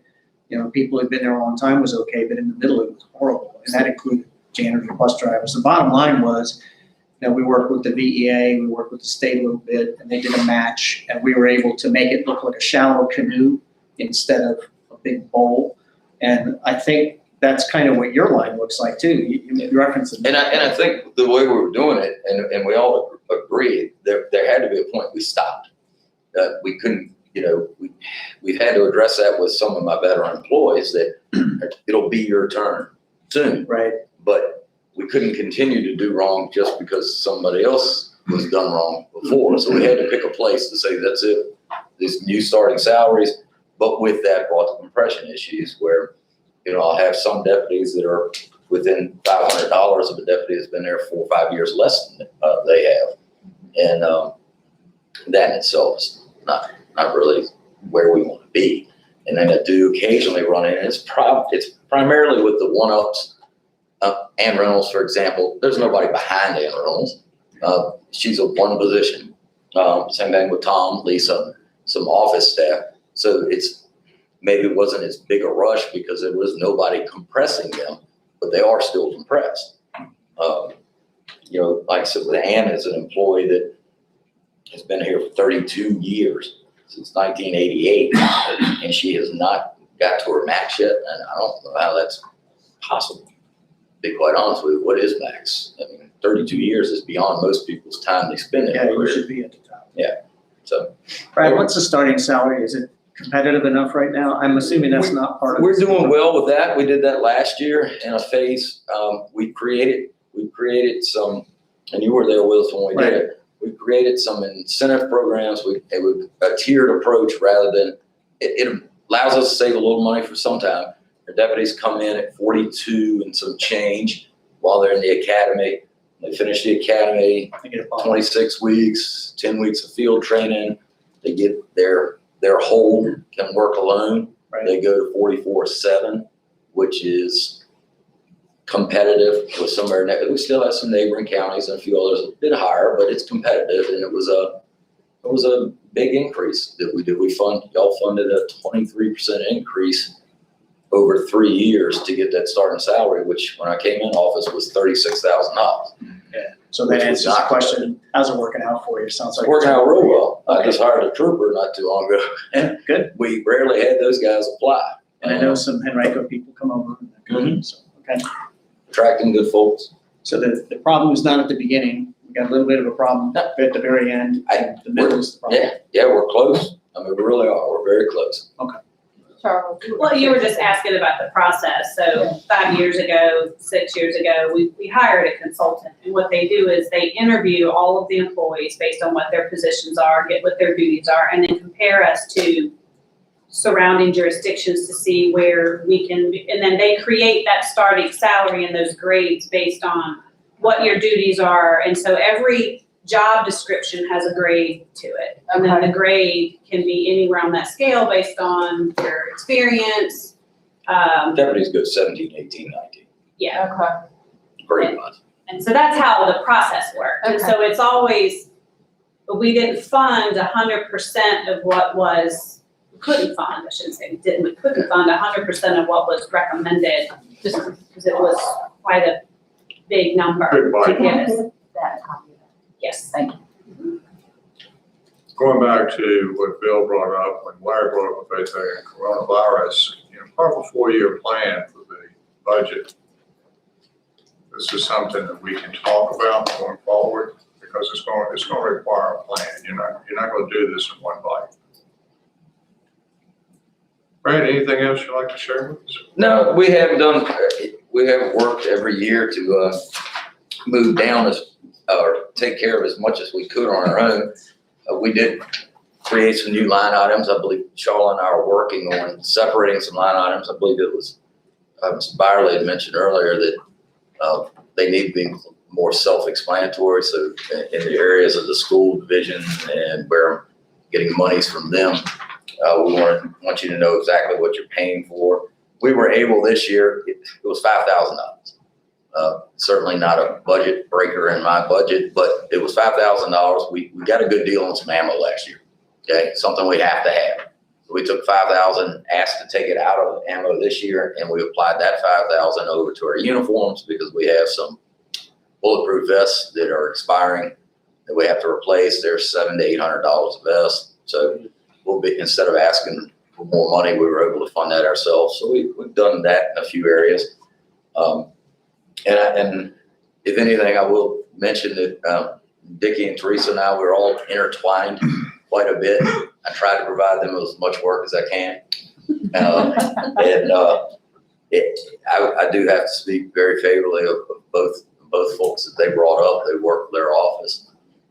Renee is marvelous when Teresa's not there and we need anything. She's just like she come down to the office and she knows exactly what to do. And you couldn't have hired a better prosecutor than what you did. I think Dickie and us both have the same philosophy. We try to hire prosecutors, and I try to hire deputies that are going to be better than I ever was. And I think that we train them up to be that way. And I think we've both gone in that direction. And we couldn't be more pleased with how she's prosecuted her cases, and she's made my deputies better. Well, good stuff. Thank you. We'll quickly go through animal control, because I think these are pretty self-explanatory. We funded in, it's 5-15, starts on 5-14, but the main thing's on 5-15. We funded additional $12,000 for professional health services. As we know, it's not cheap to take your animals to the vet. So that is what that is for. A little bit increase in conferences and training. Sheriff Nunley can speak a little more on that. And then they have to pay for dangerous dog registry tags, and we have not really given our budget for that in the past, so we put $75 here to cover the tags for that. So if you have any questions on animal control's budget? Questions from the board? I have some questions. Actually, a few. So maintenance contract here? The maintenance contract. There might be before we get into it. And my questions, the first one I'll start with Charlotte on this page, go to animal control, 5-15. FY21 proposed is 20,000. And if you go to page 1-5, under animal control, my memory's right here. I think it's 12,000, if I can find it. That's The difference. They requested 20. We looked at kind of the trend and were able to fund 12. The 12 is the difference. On 20 is page, what on you- page 124? 120. Yes, yeah, I'm looking at 124.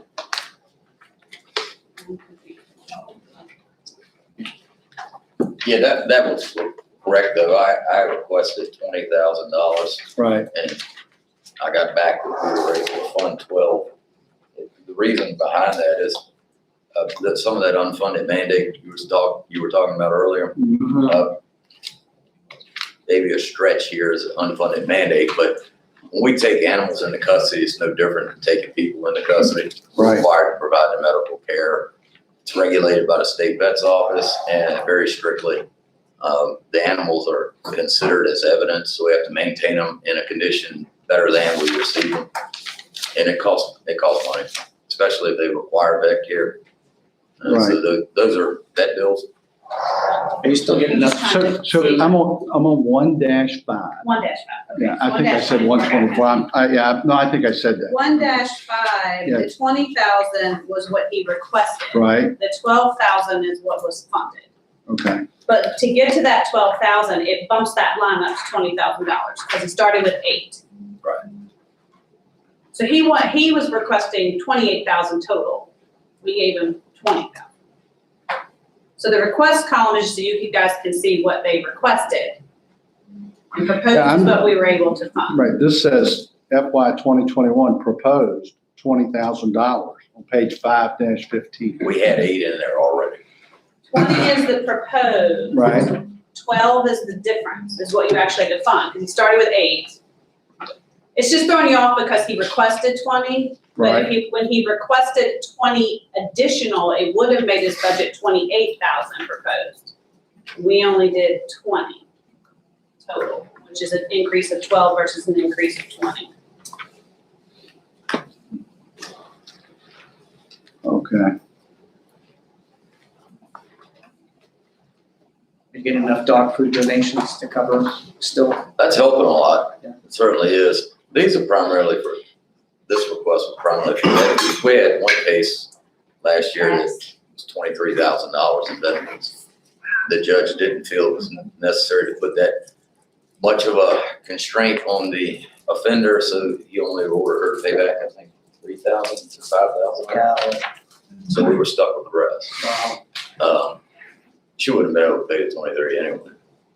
No, she could have done that. Probably paid a 5. Yeah, so, quite often, whether we find that person guilty or not, we're not gonna see a return in the monies, but we're required to spend it.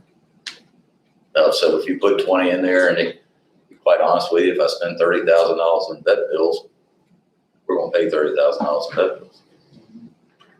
So we do our very best to keep them to the best care possible at the minimal cost, but Are there any other donations that citizens can do to help? We I do. know you get dog food and cat food.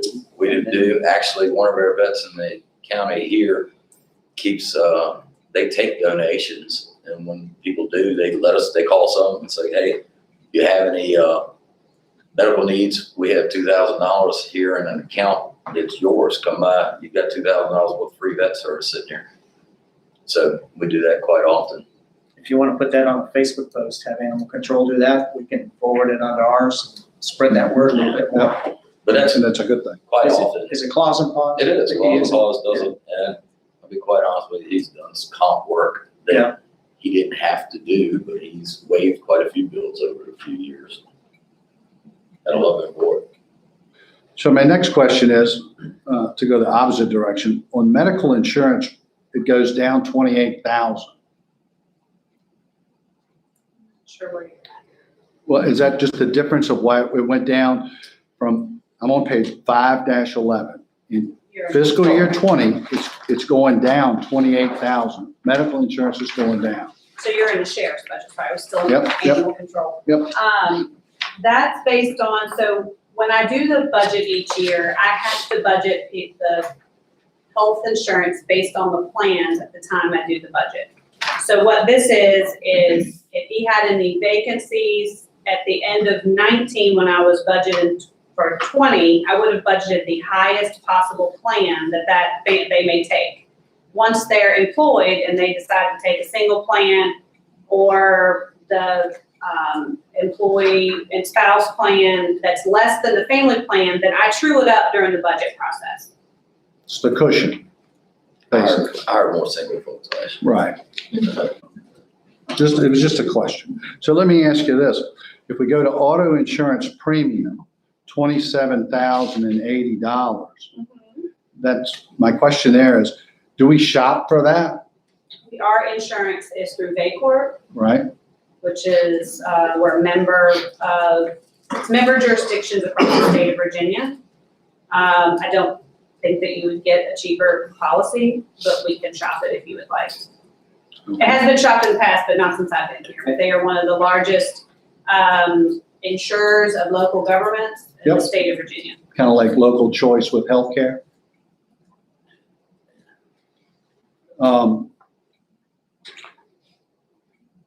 do we get recovery? Does it show here is it shows- gonna be under revenue, So I the guess? way that the insurance recoveries happen is if accidents happen, when we file the claims, when the insurance money is returned, about every quarter I go through each of the revenue and I determine which department had to pay that repair, and I have the board appropriate the additional recovery money to their department to cover the costs. So then, for Brad, it would go back to his department when it comes in, it's Correct. a deputy's vehicle. Because he would pay the something repair out of his Right. department, and then we get reimbursed after the repair has occurred, less the deductible. So If they there's a have to pay the repair. deductible out of their budget like and, that. Right, and. they if get the there's a money. repair. Unless, I mean, it could be a total loss. If it's a total loss, then we take the check received, I usually put it in the capital projects fund under shared vehicles, and we see what we can gather together to replace the vehicle. So when I go to vehicles, gas, grease, and oil, now we're into joint transportation facility? Yes. Right? So we were in 18, we were at 119,000 and we're down to 95,000. That's pretty good savings, right? Probably more cars. I think we reallocated some money. I don't know the number of cars that were here in 18, but I would think it's a fair statement. There's more cars. now, Yeah, right? we went, yeah, what we're doing, it's been, last 5 years, we've been doing a capital improvement of 5 cars a year. Mhm. 5 cars a year has been allowing us to get rid of some of the aging fleet. We do have a few cars left on the road with 160,000 plus. As they're leaving, their repairs are going down. Right. Gas, grease, and oil stays pretty. It switches back and forth with the auto repair. Sometimes we'll have to reallocate funds back and forth, but those two costs are all through the bus garage now, rather than anything in the private sector. Do you do any private sector outside? Only time we do any private sector, is on the rare occasion they find a job that they don't feel comfortable doing. Right. Or if we need something done quickly. They're very good about getting us in fast, so that rarely happens. But every once in a while, if they've got a backup down there and I need to get a patrol car back on the road, we go down, and when we do that, we negotiate with whoever we do it with to get the same rate or less. Right. I don't want. You guys get a pretty good rate down there compared to what's out in the open market. We do pretty well. We're working on getting their oil change costs down some. Brian and I had a discussion about I believe that we could do oil changes for a little bit less. Yeah, we've talked about Yeah. that. So next on here is uniforms. And you're talking about vests. Do we buy any uniforms from the same company for other departments? For example, fire, rescue. Saved us money from when we were using Heroes. Yes. Who was the other one we used? They go in and out of business Sure relatively quickly. Those uniform companies, the smaller ones, Gall seems to have kind of bought everybody up for the most part, save a few stragglers. But they, by and large, do a better job. They're a much larger company. They're based out of Lexington, Kentucky, but they have an actual physical brick-and-mortar store here in Richmond. So I can send someone down there for a fitting if I need to. I almost never have to go there, and we almost never have to travel there. We do everything through the mail, and I do it all via email or through their website.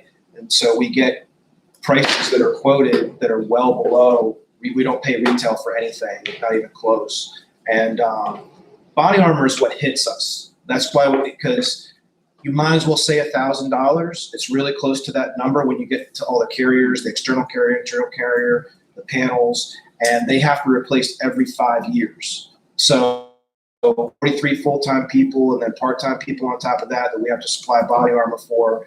They're going out of service and becoming unserviceable faster than the cars are. They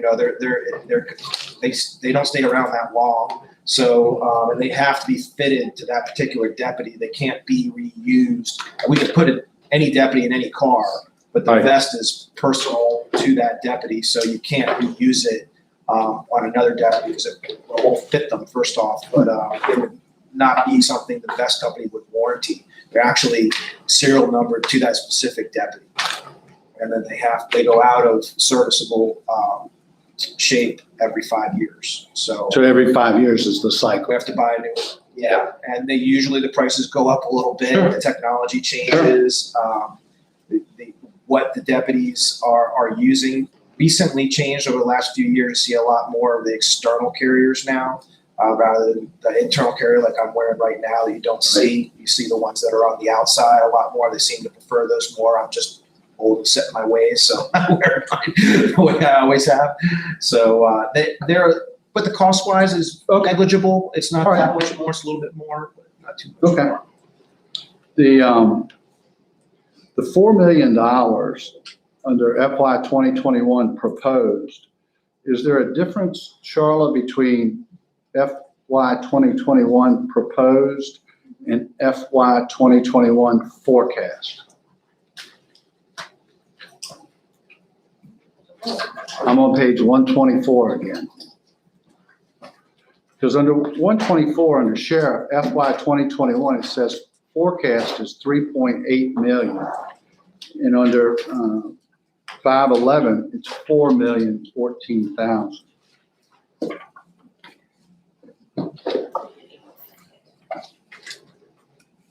It's midway down on page 124.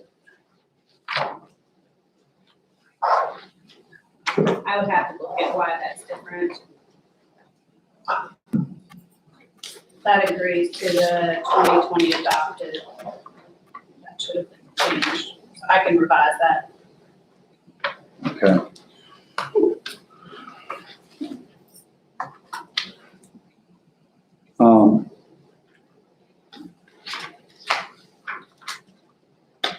That's it for me. And I think you guys do a great job. And you know, you can't get thanked enough in the work that you guys do. Thank you. I appreciate everything you do. Thank you, Mr. Chairman. Thank you, Ms. Smiley. Any more questions? Sure. No, sir. Thank you, sir. And see, I guess the only one question would be if y'all would to present this school resource question to the schools, possibly have them fund some of this resource also. Trouble is, it's the same bag of. It is. We shove it If right they can there. fund it, you can put it under either bucket. Right. It's still your money. But It's good cause. it might be a good thing for them to have a stake in that though, with it in their line item. Understand. Thank you. Mr. Chairman, is there a thermostat in this room? Yeah, that's one I got. It's a little on the chilly side. Look,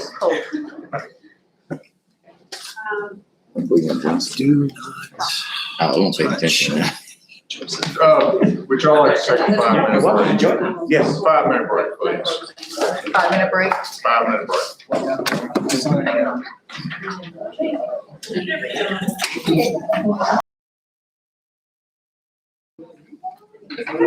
We got 2 minutes to get out of here. Your seat. Oh, it won't be that bad, Larry. Come on. Yeah, seriously. Where's Charlotte? Bathroom, I think. She what? Bathroom. That was what the break was for. I think somebody was asking. She was talking to me, guilty. I wasn't gonna point out the fingers, but. I don't, Are you gonna you know, be when you're the culprit, you know, I think I'll try to do this thing. I did it. Guilty. Wasn't gonna point any fingers, but. Drinking Bill's water. See what page you are.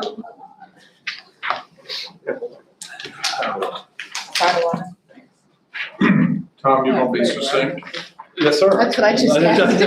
We had- When 2 board members say we can be succinct, so we'll be succinct. Blessed are the bereaved, for they shall be invited back. Amanda Chase said that one time at the meeting I was at. I thought it was apt. Yeah, I like it. Hope you live by that.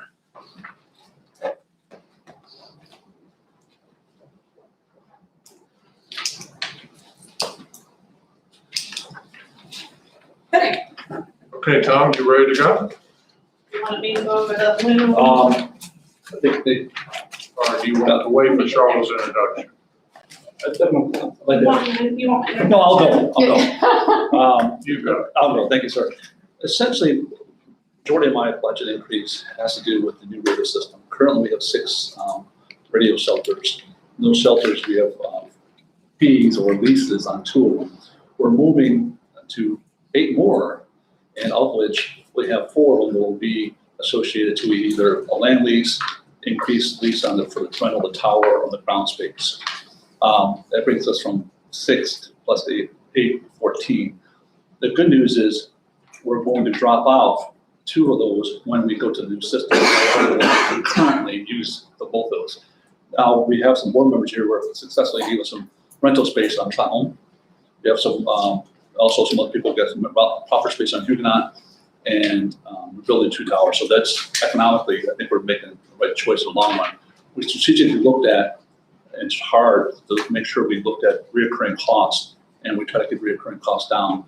To make that happen, we used 2 shelters. There were existing shelters on the properties. To make them up to the standards, we had to put some maintenance money into them, including HVAC systems and generators. Our hope is that these electrical bills, we forecast them as going to be a significant increase. However, we do have some cushion. The other portion of my budget that was related to personnel, we're trying to move towards having 3 people at each position each night, mixing in with the part-time people. The part-time 3 people allows us to have a person dedicated to fire, dedicated for the sheriff's office, and dedicated to phone operations. We do get a lot of phone calls out throughout the night. The phone call volume is going up quite a bit. As the sheriff mentioned, traffic stops and things of that nature are also going up quite a bit as well. With all that said, those are the major portions of the budget requests, and they're all pretty much associated to the Mammal Radio project for the majority of the operating costs. Thank you. Any questions for Tom from the board? Tom, in a lot of your expense, I'm sorry, go ahead, Mr. Golden. No, Let's go. You go. Thank you. A lot of what's in your budget this year is what we knew was coming from last year with the land mobile radio system. We knew that we had a gap in funding, didn't we? Yes, sir. And that gap is constituted in how? You know, if you can give me the major breakouts of what we have to do. Yes, sir. Today, currently, we have 2 leases of about $26,000 on 2 towers. We're about to go to 4 locations that have a breakdown, $1,000 to $3,000 for the cost of being on the tower per month. Sorry about that. So the increase in the tower rent is $88,115 for the additional towers. But also associated with that is additional electricity, because you've got additional towers that you're running, as well as maintenance service contracts for generators and things at those towers. So the majority of his increases are due to the increase in towers that we need to effectively support operate the LMR system. To support the LMR system and support the new towers. And I should point out to the board, we did everything we possibly could, look at coverage first, and then look at the costs associated. Give an example, Huguenot's a great example. We have proper space at Huguenot Tower from 190 to 220. We did everything we could to force our vendor, L3 Harris, to be within that zone. We actually got opportunity to use another zone, what they call it, rad section, for free. They gave it to us for free. Going forward over the next fiscal years, do you see any type of leveling, with these costs? Because expenditures have been going, well, I mean, we put in the land mobile radio system. We knew that was going to be a heavy hit. What I hope to see, what we plan on doing here, sir, is a flat rock of 21,000 will come off after we go live. The Anderson Highway will come off, and that's about 5,000. So we'll reduce that rental fees by 26,000. The rental cost associated to, Cook Road right now, we're looking at potentially Verizon is really want to sign the lease with us tomorrow. And they're planning on putting a 5G solution in the Cook Road that will help the people in that neighborhood and also help us as far as coverage, of course. and we will get some reoccurring dollars there. Any questions for Tom? I had some. Yes, sir, Mr. Powell. And I'll try to be very quick, Mr. Chairman. No. Tom, let me ask you a question. You and I met with you and we had a very good conversation and you gave me a lot of information. When I look at your budget and I look at the overtime that comes into play, is it possible that we could do, is there a way that we can be more effective and efficient in reducing that overtime? What we did do what we have done is we implemented a 4/11 shift on the big week, the large week. The 4/11 is the communication officers work 44 versus 48. It comes out, it provides us the greatest amount of coverage of least amount of people. And we've analyzed that a lot of different ways, sir. And honestly, it's good for management. It's good for us about our return on investment. Okay, Can I piggyback off that? you can piggyback off that, sure. Tom, thanks for coming, by the way. Nice presentation. You asked for 20. You asked for 20. 20. The proposal was 10. Yes. Back at you. Yes. Are we still safe? I think we'll make it work, sir. We understand we understand what we have to do. Okay, good. I mean, Yes, we'll be fine. your job and your department is critical, absolutely critical. Well, thank you for sharing that. We feel that way too, and I know you support it.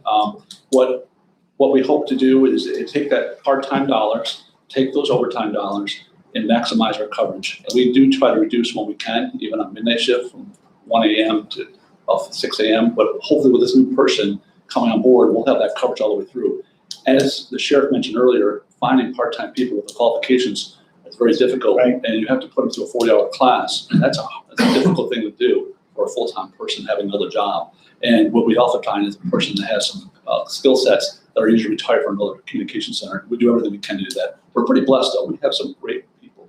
I was going to say, so we're not setting ourselves up where we won't be able to offer an incentive enough to hire somebody. You just answered that question. And number two, morale's not going to take a hit or burn out. I don't think so. I don't think so. We've worked, and this board has supported us greatly. The sheriff and Phil has worked with us greatly on keeping some parity, but also understanding they see themselves, and we do feel we're part of the first responders, and we have to treat them that way. Right. We do that through pay, we do that through uniforms and things of that nature. You convinced me. Thanks. Thank you. Okay, thank you. You are, and you do a great job. Personal experience. I can't not go to the maintenance and service contracts of $106,000 that's there. However, I'm not going to get into it by virtue of what are those. I just want to make a comment that when I go back and I added up all the maintenance and service contracts for Powhatan County, it's $727,125. And I just think that's a pretty significant amount that the public should be aware of. It's a lot of money that we spend. I'm not saying we don't need to spend it, but the understanding I had is it's there, we can't negotiate, and it is what it is. That's the understanding that I got.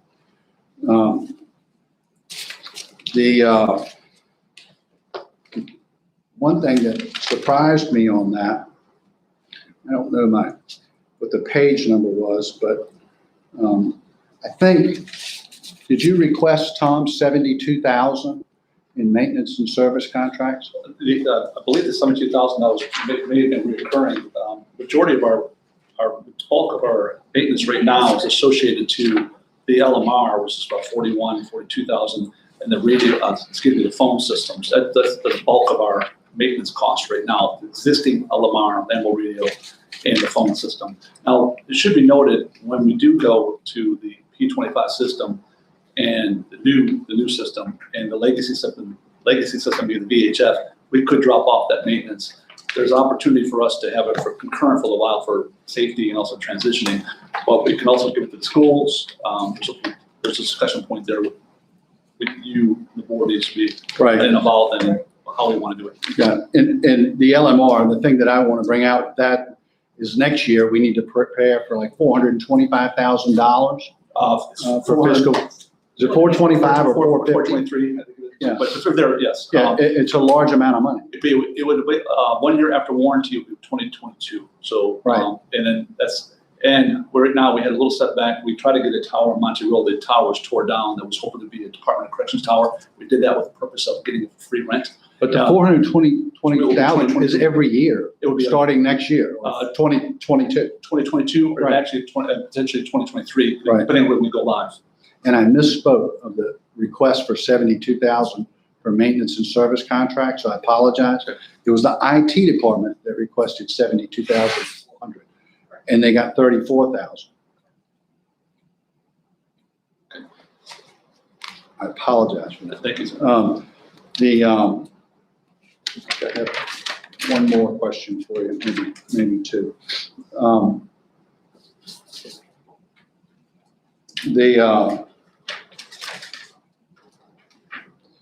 I think you put $30,500 down for repairs and maintenance. Does that sound right?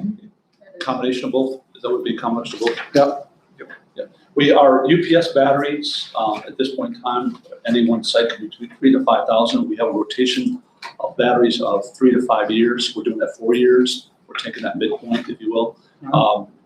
We have 6 different sites that we're trying to get the UPS batteries at and up and maintain. We have one projected at least, and potentially some other batteries. You're telling me about batteries. Yes, sir. When was that section of building built that you're in? Oh, the batteries right now, the batteries at the current 911 center, the new center, is brand new. Those are not the UPS batteries I'm referring to. I'm referring to the tower locations, the UPS batteries at the towers. Right. We went April of this year, last year. You're putting them on a rotating cycle. Yes, sir. So where I'm going is $30,500 of repairs and maintenance. We have an HVAC system, the first 6,000 with James River on a quarterly inspection. We did some repairs to one of the towers. Give you an example, at Huguenot, we bought a shelter for $10,000. The shelter is normally about $100,000. Because we're all buying that huge shelter, we had some significant repair costs. And we also anticipate some other repair costs associated to another Mitchell Road tower that's going to be potentially a $4,000 to $5,000 repair. The generators are a little bit old. We have a generator at Jude's Ferry right now. It's up 1965.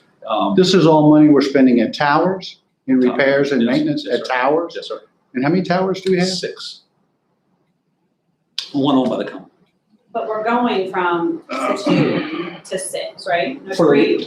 what he's referring to now is the actual number of equipment at towers. I know, he's talking about why you increased your repairs and maintenance is because we're increasing towers. Yes, So there's potential for repairs and maintenance at the additional. Adding tower. 8 additional towers, locations. You said you're adding 8? 8. You're adding 8, but she just said you were I adding. thought it was 6. I'm getting confused now. What's the number? The 2 you're referring to is a lease. I think you're referring to the lease that.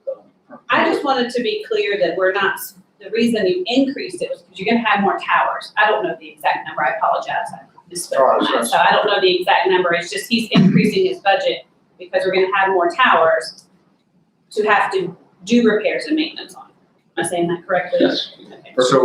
So it's 8 towers, is that what you're saying? We're adding 8 towers to our system, that's right, 8 towers. over the next year and a half. This includes the ones we're building? Excuse me? This includes the ones we're building? Correct. Yes, Okay. it's a grand total of 8 more we're adding. But we're only adding $8,000 to the budget.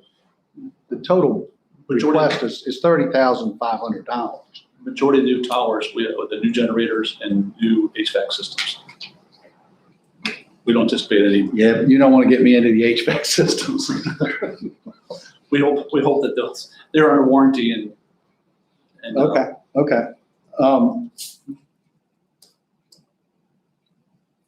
But the towers, while he's looking, the towers that we're co-located on and we Right. don't own, we still have to pay for the repair and maintenance for our equipment on that? Is that what it is, basically? Yes. Okay. Each tower will have a UPS battery supply Okay. that cleans the power from the street. We'll have a generator that provides 8, the minimum, some of these generators will be 4 or 5 days. The newer generators will probably be 7 to 8 days. Okay. With diesel fuel inspections and that, standby generator will look at the fuel systems and make sure it's running right, and we'll do some tests on those generators. But each site has a UPS and generator that we have to maintain. two of the systems are rehabbed. We're taking some shelters have been there for a while and rehab. Last one. Did I understand you to say the electricity hut, as it's referred to in here, the $18,500 increase there, is that potentially going to go away or deteriorate, diminish over time? We hope that. That number's going to go down? Yes, because as we take other towers offline, the old legacy system, Right. that power cost will go down accordingly. So what we hope to do is take down 6 of those other locations here in the near future. Okay. Again, no, that's a system that we need to talk about, how the schools are going to be. We can pass that system off to the schools, or we can say they need to come onto the LMR system. They're not on the LMR right now. They're not. Right. Right. I'll come see you, I got some more questions. Yes, sir. I'm not gonna do that at this meeting. Any more questions for Tom? Tom, thank you for what you did for us, Thank you, sir. as always. Thank you, Tom. Thank you. Hope I never have to call you. Are you ready? I know you- Call him on the non-emergency line. Last but not least, we have the fire department and also the, Chief Warner also does emergency management. I can quickly go through the increases, or y'all can just ask the questions if you Go want to through go the that way. increases as well. We had an increase in maintenance service contracts, I hate saying that now. An increase in apparatus fuel of 5,000. A little bit of increase in postage, that's just kind of to true up to what the spending has been. Increase in cell phones, which is also, do you have my files with those? On your empties. We have them on. An increase in his auto insurance premium. I would like to point out on that, they use a different insurance company than the county due to the way it's very specialized insurance for fire apparatus. And that has been bid out in the years that since I have been here. And I believe, I'm not sure if you're looking to do it again. We're looking to do it again this year. So we had an increase in the auto insurance as well as, this is your buildings. Auto and building The are auto and together, buildings. but the health and injury is for our Yeah, volunteers. We had a $1,500 increase for what we call our rent to our fire companies. These are for the fire stations that the county does not own to help them offset some of their costs.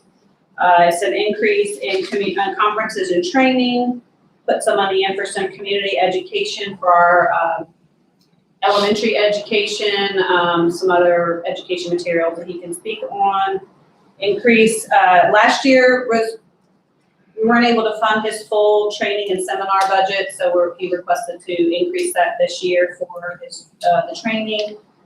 We did reduce gas, grease, and oil more to align. Since he has apparatus fuel, we shifted it to get rid of that line for him and put in auto, so we have auto parts and repairs and apparatus fuel to get rid of the gas, grease, and oil line. It's kind of redundant. Increase in auto repairs, increased matching funds for fire and EMS grants. We reduced uniforms to volunteers just slightly. And the recruitment and retention program that is currently being funded through a FEMA grant. There's going to be a gap in that where we can apply again, but the program has been so successful that we wanted to try to give him some dollars to fund it for at least 6 months till we can reapply for another round of that grant. So that takes care of his department. He did request we'll talk about personnel. We funded a lieutenant. He has 3 shifts if it only has 2 lieutenants. So there's a shift that doesn't have a lieutenant, so he requested that he be able to have a lieutenant on each shift. I'll go as quick as I can. He did ask for some career step pay that was not funded. And then we also funded, he currently has the vacant position for an assistant chief. And it was requested to fund that at full-time, so that's the net cost of increasing the part-time position to a full-time position. Also, that same thing that goes along with the recruitment and retention program is Joe Sposa, who's the part-time retention coordinator, also to try and fund his position for 6 months, and hopefully we can get his funded again through the grant as well. So that's the fire. Chief, you have anything you want to share with us? No, I was waiting to go for questions first. I think that's the best way. We can go live. Questions from the board. The recruitment and retention for 71,000, that, if you get, will you need all that 71,000, or how's that gonna work if you in 6 months get the grant? That's the complicated part. When I proposed it to Brett and Charlotte, I proposed the whole amount, which was twice that. Okay, Because I did it for a year, because it's really hard to say I'm gonna separate it into things. The only one I can really separate is Joe itself. okay, Because I don't know how fast we'll recruit. To say we're gonna have 6 volunteers that we have to outfit in 6 months, I can't tell you that. But we might have 12. So, because what that grant ends up funding for us, and has funded for the last 4 years, it funded Joe's position, that part-time position. It funded 12 sets of turnout gear per year for our volunteers. It also funded incentives for the volunteers, and also funded some training for the volunteers. So it's, some of it is gonna be a cost that we would incur right away. regardless, okay. We're gonna incur, but the program has been so successful that I think we really would do Powhatan an injustice if we didn't do it. We've had 291 applications since Joe has started this program, and we're coming up in December, we'll be closing in 4 years. Right now we have 196 of them are still active in our system. And so, and it's just like everything else.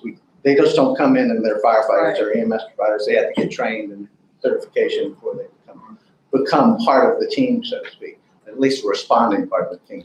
So it's that, we have to close out the grant first. Right. Before we can apply for it again. And so that's why we're asking for that money. If we were to get that grant, the majority of that money is just gonna get recouped by the federal government. So, but if we were, it's just, I guess it ends up being a shell game with finances. But we have to get the grant first. I can't say we are. We've been so successful, probably one of the more successful recruitment and retention programs in the country. So I would like to think that we have some really good success. Any other questions? Hi, Chief. I had a Maxwell Smart flashback just then. Hello, Chief. Anyway, $7,500 for conferences and training. Wait, am I on the right line? Conferences and training, and $30,000 for training and seminars. I think I missed the fine print there. What's the difference between the $7,500 training and the $30,000? It's typically what we do within the county. The large number is what we do. We offer firefighter 1 and firefighter 2 hazmat, rural water supply, anything that usually comes to the county in-house that we can do. And so the other money is what we spend out going to, say, programs in Indianapolis, which is the biggest training conference in the country, or maybe Virginia Beach. And it also funds the mandated training for our fire marshal. So I can kind of pull him out of our fire marshal and our volunteer fire marshal, they don't pull out of our volunteer funds for training. So I can kind of see what that's, but they have mandated training just like law enforcement does. You heard me say this last time, but if we had our own training facility here in Powhatan. We built it. There's a bang for your buck on two sides there, where retention presumably goes up. That's usually what happens, because firefighters spend a lot of time washing the street after a car accident. We have very few fires in Powhatan for them to, do what they imagine the job of a firefighter is. So if you give them a training facility, they can actually fight fires more often. It's more exciting for a new recruiter, to be honest. And we also could host training and have people pay us during that training session if we provide an instructor or bring one in, and then people can pay us. And we have our own thing right here in house. We have to travel quite as much, et cetera. We travel to Blackstone, we travel Right. to Buckingham right now to conduct our live burns for our firefighters. So instead, let, Amelia and Cumberland and whoever. Goochland come to us. Yes. How do you think, this is a hypothetical, not for this year's budget. How do you think it would stack up financially if we built our own training session? Well, there's typically, I think it would probably be, I would like to think it would benefit us. I don't think it's gonna benefit us that we're gonna make a revenue, because most likely we'd seek grants through the state, and to do that, we'd work on a regional basis. I asked them, Goochland or Cumberland, and say, hey, we want you guys to participate in that, and they would be part of that regional group, so they wouldn't be paying us rent, say, come to use it. But it makes it more attractive to the state if they're funding a regional burn building, so to speak, for a training facility. Okay, so would we be traveling less out of state to train people? No, because typically what happens at those burn buildings and those training facilities are the basics, firefighter 1, firefighter 2, the stuff we have to have to become firefighters. But what we get out of state or in Virginia Beach or, more specialized leadership, it's all the stuff that makes you a future leader in the department, and, makes you better at technical rescue, vehicle extrication. You get Water rescue. Sure, things like that. absolutely. Yes. Yeah, so on par, is it worth doing? Oh, I think it's worth doing just because it makes training more available to us, because one of the things we want to do is increase our training hours for our volunteers and our career staff, which is when we do ISO, our weakness in our organization right now is our training hours. So that helps if we can lower our ISO number, which lowers our insurance rate to our citizens. Each point, it's a reduction in fees for each homeowner. Okay. So there is an absolute trade-off to it. It's just sometimes you don't see it, you don't see it coming in as a revenue stream. You just see it, citizens see it as a, $10 or $20 annually on their homeowner's insurance, but all the homeowners in Powhatan receive that. And we may save in recruitment retention efforts. Absolutely. I would think so. Well, if the colleagues on the board don't object after this budget season, maybe it would be a good idea for you to sit down with any administrator, Charlotte, whoever, pull in there and explore the possibilities, see how much it would cost, how much land you would need. Yes. And one of the things we've really been looking at is what's that? It's in the CIP. Well, but we've been looking at, the state property at the Beaumont. It would be a great place because it's obviously it's in our county, but it's close to. There's no guarantee on that. Oh, great, but Yeah. that's the, one of the things we've been talking about for a number of years. Yeah. But it's not gonna happen between now and the first week of May, so. Correct, absolutely. Yeah, we got nothing. Any other questions, Fire Chief? I do. Yes, sir. Imagine that, right? I was hoping so. Thank you very much for what you do. Thank you very much for bringing a new sense of excitement to the volunteers. I think that's just amazing what you've done, how you went in and rejuvenated. And from everybody that I talked to, kudos to you, sir. Apparatus fuel, $55,000. And the comment, I think, Charlotte, was you want to put that in one line as opposed to multiple lines, gas, oil, and grease. Yeah, correct. So let me ask you this. Is all of your fuel diesel fuel? We have vehicles with gasoline. Okay. So this is another one of my things of gas and fuel, because I would be one to say, let's go to have, so we know how much we're spending on gas, how much we're spending on diesel fuel. You can buy both at the transportation facility, right? Or fill both. And can you fill using both at Powhatan High School? So with the gas situation, to me, just so you guys know, I asked to find out how many gas cards we have available. Do you have any idea how many gas cards and pins go through? One per apparatus. We don't do them per person, we do them by apparatus. Fire and rescue, 49 cards. Sound pretty close? Here's what it got me though. 140 driver IDs. So you have 140 people that can fuel. And to go beyond that, just for the other board members that are here, Sheriff's Office has 49 cards, 61 people to IDs, 198 gas cards in Powhatan County. That doesn't include a plan called Voyagers. Are you familiar with that? Yes, sir. Is that gives all of our EMS people, fire people, first responders, the ability to go wherever and fuel at whatever time, right? I mean, so I get it, I understand that. I just want to make sure we have the controls over that, because that's a lot of cards that are out there.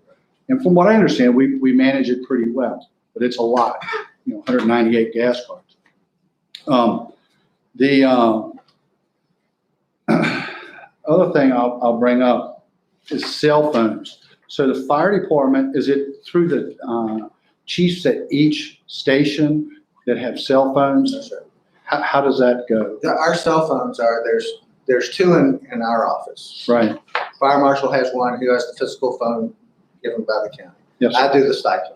Right. The remainder, there's 6 other telephones, one on each ambulance that they use to talk to emergency departments when they call in their patient care reports. Right. So those are the physical cell phones we have. The rest of them are for the computers. So you have them in each of the fire engines, heavy rescue truck company, all the ambulances, and the first responder cars. So those make up those. They're still, all they are is cell phone air cards. Yeah, they're the lines. Yes. Is all they are. Yes. So I'm pretty familiar with the police and their MVDs. Yes. And that's why the sheriff's is at 43,000 and yours is at 12,000. So I get that. I appreciate that. I would just strongly suggest that we separate our line items with gas and diesel. I mean, I don't know. It probably creates more work for Charlotte. And I guess I hear what you're saying, but for me, it's just fuel. Yeah, right. For me, and on the street, it's just fuel. But I know Brian can separate it between the two. Right. So if he ran a report for our department, he can see how much of it is gasoline and how much of it is diesel. Right. And our Voyagers, we very rarely use. It's truly more of an emergency, or it's 1 in the morning and nowhere to go. Yeah, exactly. And it's just more of a convenience than it is a necessity. And then it's our backup when the school runs out of fuel and the depot up here runs. Which has happened. Which numerous times, by the way. Because we're not in the business of running out of diesel. That's a terrible thing. Your sheriff's office, your fire, your EMS, and you have no fuel. Yes. I'm with you. And it also happens on inclement weather, hurricanes, and those situations when we lose power and it's not on the generator, which fortunately, at least the depot up here is now on the generator. Yep. So it wasn't in the past, so. Thank you for everything you did. Yes, sir. Appreciate it very much. No problem. Thank you, Mr. Chairman. Thank you, Mr. Riley. Any more questions for the chief? There's one last quick budget that Chief Warner is in charge of, which is emergency. Can I cover the one person, when I asked for the upgrade from the part-time to the full-time assistant chief, what I asked for originally was a deputy chief, because I wanted to be more in line for what the sheriff's department and other departments said. There's a management succession, that there's somebody that if something happens to me, there's somebody to fall back on, because I'm the only full-time person in our office other than an office assistant. So I don't have anybody to rely on full-time. And the pay grade that ended up coming across was not what I was hoping for, because right now the pay grade that is if I were to offer it now, I'm not gonna get the subject matter expert that I would prefer to be number 2 in line. It would fall in line with a lieutenant in Henrico, Chesterfield, City of Richmond, where I'm looking for somebody who has some pretty good years of experience to attract, that's captain, battalion chief level, that's in those departments that want to come out here to, work and manage in a day-to-day department, very much different than they would in a large department like I was. So I had it kind of at a higher rate. So if I had to complain about anything, that's my biggest complaint. I just want to attract somebody really good that's going to continue our department. If anything happens to me, or in the future there's there'll be a day that I'm gone, that person might want to take over this job. Because I want to be able to bring somebody on to kind of look at it with my eyes versus somebody coming in new with their own opinion on how our department should run. And the difference was 14,000? Yes. And we have emergency The management. last budget is emergency management. There's a total of $9,698 requested, and most of that was for maintenance service contract, but that is for our citizen alerting contract. Because last year, the citizen alerting wasn't funded. It was picked up at the end of the year by the board with monies that were left over. We feel it's very important to be able to alert citizens, and we have a crisis potentially on the horizon, but at any time it could be necessary. If you participated and you get an email or a text message every month saying, hey, just want to make sure it's out there, but it's invaluable. It's an invaluable tool for the people who can use it. But again, that's a board decision. Is that the text alerts? Yeah. I get? Each person. They're good. They're They are very good. Yeah, they're Yeah. very good. They're very good. I mean, it keeps you informed. Again, Chief, thank you. Yes, sir. Appreciate you coming and presenting to us. And thank you again for what you did. Okay, guys, with that, we will move to our second public comment period. So I'll now open that. Please give your name, your address. Limit your comments to 3 minutes. If you're representing a group, we'll give you 5 minutes. Yes. Please. My name is Abel M. Harris. I live at 2303 Ridge Road, Dane, Virginia. I've been a resident of this county for 75 years. I'm speaking on behalf of a group tonight. One tonight, which is the Powhatan Fair Association. And I'm going to be very brief and to the point. There are some concerns. I've been on all the boards, been serving for all the boards. The Fair Association is 101 years old. But that means that everything is transpired in those years that's transpired in every other life. The Fair Association has had a problem within this county, as all other organizations have had over those period of years of racism we've had. I was actually come on the board 15 years ago. I'm not going to go into all the details of all the things that have occurred to substantiate what I'm saying. I can, and I can bring it up by the county records from the zoning department, the planning department, and all, sheriff department, and all. When I was approached by the Fair Association to become in charge of it, I told them I would do it under one circumstance, that my vice president would be a white man. And I did that because I wanted to knock down the wall. I tried to knock down the walls of racism and division that grounds up there. The next step I made, I went to Mr. Lee Ware.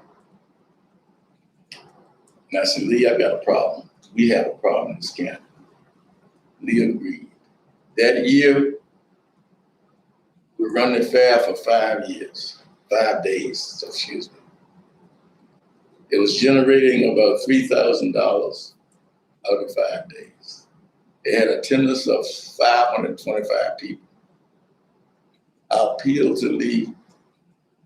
That fair that year went from 500 people to 2,200 people attending that fair. Of the 2,200 people attending the fair, it was 110 black people. The rest of them were white. today, we are in the category of $5,000 to $6,000, 6,000 attendees at a 3-day fair. When Lee did what he did, it stimulated the community responded because Lee ran an article in the paper that said that this is Powhatan County Fair and we need support. About 10 years ago, the county, in 2005 or 8, I can't remember, the county finally adopted the fact that it is Powhatan County Fair. It's not a black fair, it's not a white fair, it's the citizens of the county fair. In that resolution at the last minute, because I saw the original resolution, it was put in by a board member that it would not be funded by the county. We've had 3 county administrators over a period of 20 years that have really made a difference. One was Steve Owens. Steve Owens went back and researched the record and found out that the county had funded the colored fair for 75 years. The last 15 years, it was $500. So it's not a fact, it's not an issue that the Board of Supervisors county has never funded the fair, because it always has. During that time, Mr. Chairman, you bear with me, during that time of Steve Owens, Powhatan County appropriated a total of $95,000 for those grounds up there. You had that historical village built. You had other improvements done for the citizens of the county. I keep emphasizing that because that's what that is. Because as of right now, the register can tell you that it's between 27,000 to 30,000 citizens in this county, of which is only 2,000 of them black, with less than 10%.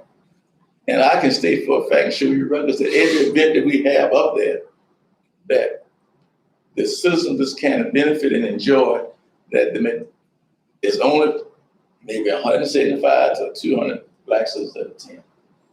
We are not here. There's none on the rescue squad. There's none on the fire department. Am I right? Black people on the fire department, members on the fire department. We had Larry Jackson, assistant. Deborah Henderson on the rescue squad. I know them all. I've been here all my life. Oh, yeah. We don't have participation in those things, and not that it's not for them to come. We don't have them to come to apply. You don't have 2 businesses, physically business in this county, that have structures. There's TDU Concrete and a barbershop down at Dinwiddie. I asked staff last week after I had this meeting about the funding because it didn't apply. And Mr. Williams made a statement about the citizens, what they're getting for their money. They gave me a few things that they did. You know, you got the supper table, you got the meetings up there, you got the lacrosse team been up there and was practicing up there, you got the soccer team been up there, you got the Branners meet up there, you got the extension officer used up there. You got that facility since the staff that's up there now has been on board and bridged the gap. And that facility is being used by all the citizens in this county, not no run group of people. So for the board to say to the Fair Association, we are not going to fund you because show me where the citizens are getting any benefit from it. I can show you all kinds of things the citizens can do. So we decided then, we're not going to ask for funding. We're only going to ask for you to pay for the toilets, the porta johns, the generators, and the tents. And let them send the bill directly to the county, not even to us.